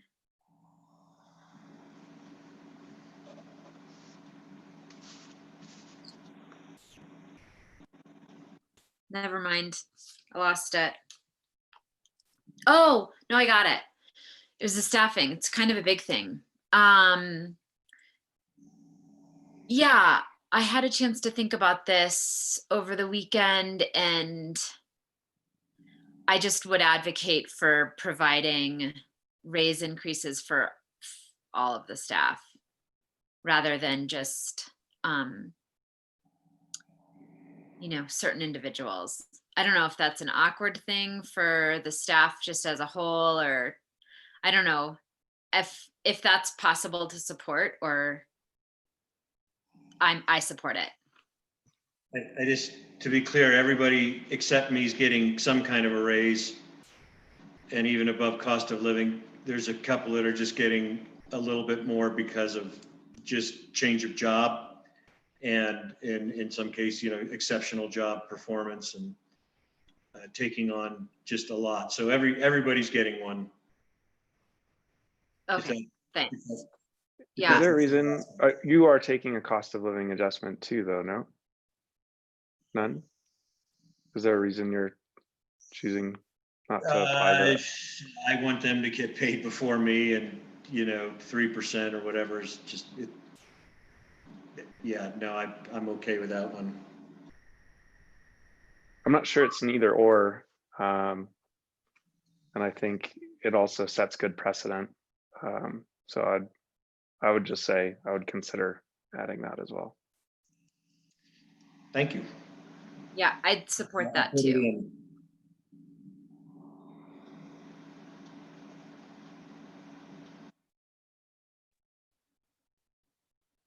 Did we do it?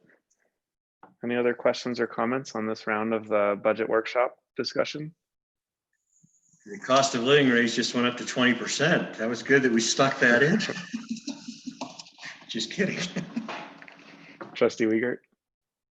I'd just like to thank Mr. Ryder for his diligent work on the budget. It's times like this when you really shine bright in your role as town administrator, and nice work here. I like what you've done.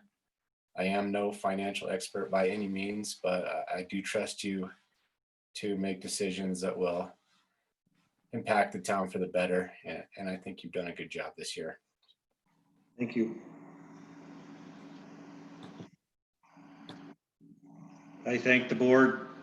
I would say, at least in my brief career, this is probably the best just overall financial issue synergy discussion I've had with the board. Very helpful, very insightful, and very great things to think about. So thank you for that. Yeah, thank you. This has been very productive. Trustee Harper? Thank you, Mr. Mayor. I just want to say that I had a happenstance run-in with our auditor.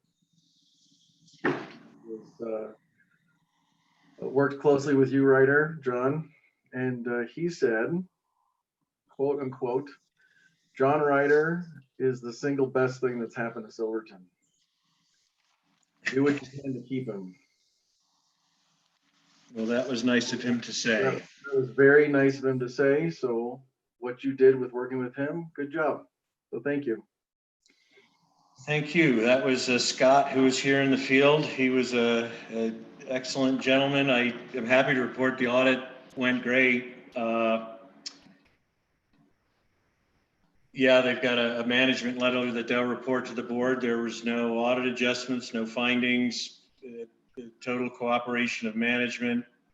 Thanks to Kelly, who helped me put again a bunch of this stuff together. But it's also, a testament to what's been in place. I just knew how to handle it from my experience and background. So we got the papers together. We've got a clean audit, a clean opinion. I'm currently just ticking, tying numbers to make sure I think everything ties down. Governmental accounting it's weird. If you'd like, I can ask the partner or at least one of the managers to do a presentation of the audit when it's issued or shortly after it's issued. I literally, as a CPA, former CPA, who's had extensive audit, I have to retrain myself on how these financial statements, once presented in the audit, come together.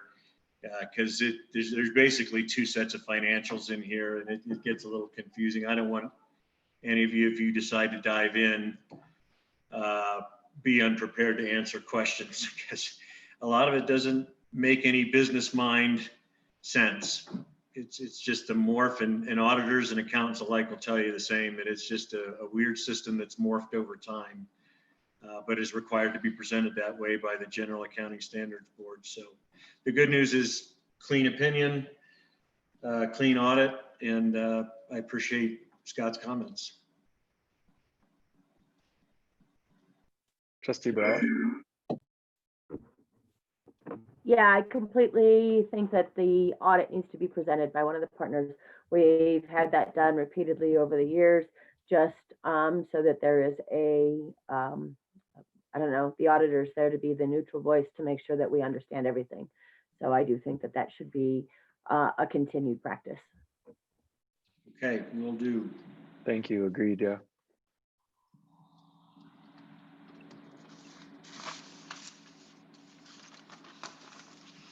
Well, unless there's anything else, I would entertain a motion to enter executive session for a purpose of discussing personnel matters regarding town administrators' duties pursuant to CRS section 24-6-402 4FI.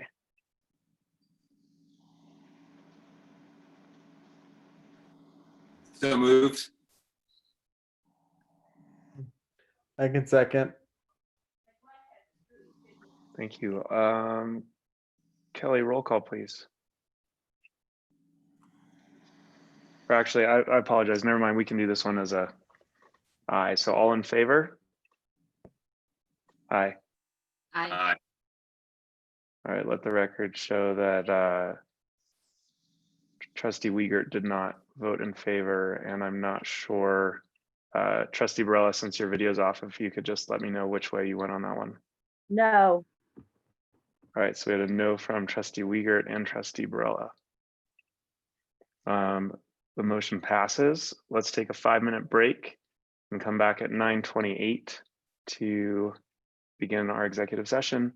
I don't see any members of the public on here, just staff. So those of you that are staff, if you would please leave the meeting, we will be able to commence at 9:28. Mayor Furman, I'll sit tight until you reconvene and just make sure the recording and everything is happening as needed, and then I'll excuse myself. And during the break, I'll go ahead and stop the YouTube live stream. Okay, thank you. And Trustee Koznick should be joining. I'm not sure if you have to keep an eye out for him to jump in from the waiting room. Mayor, I'm sorry, I mean Attorney Koznick. Yes, thank you. I'll look out for him. Thank you. All right, thank you.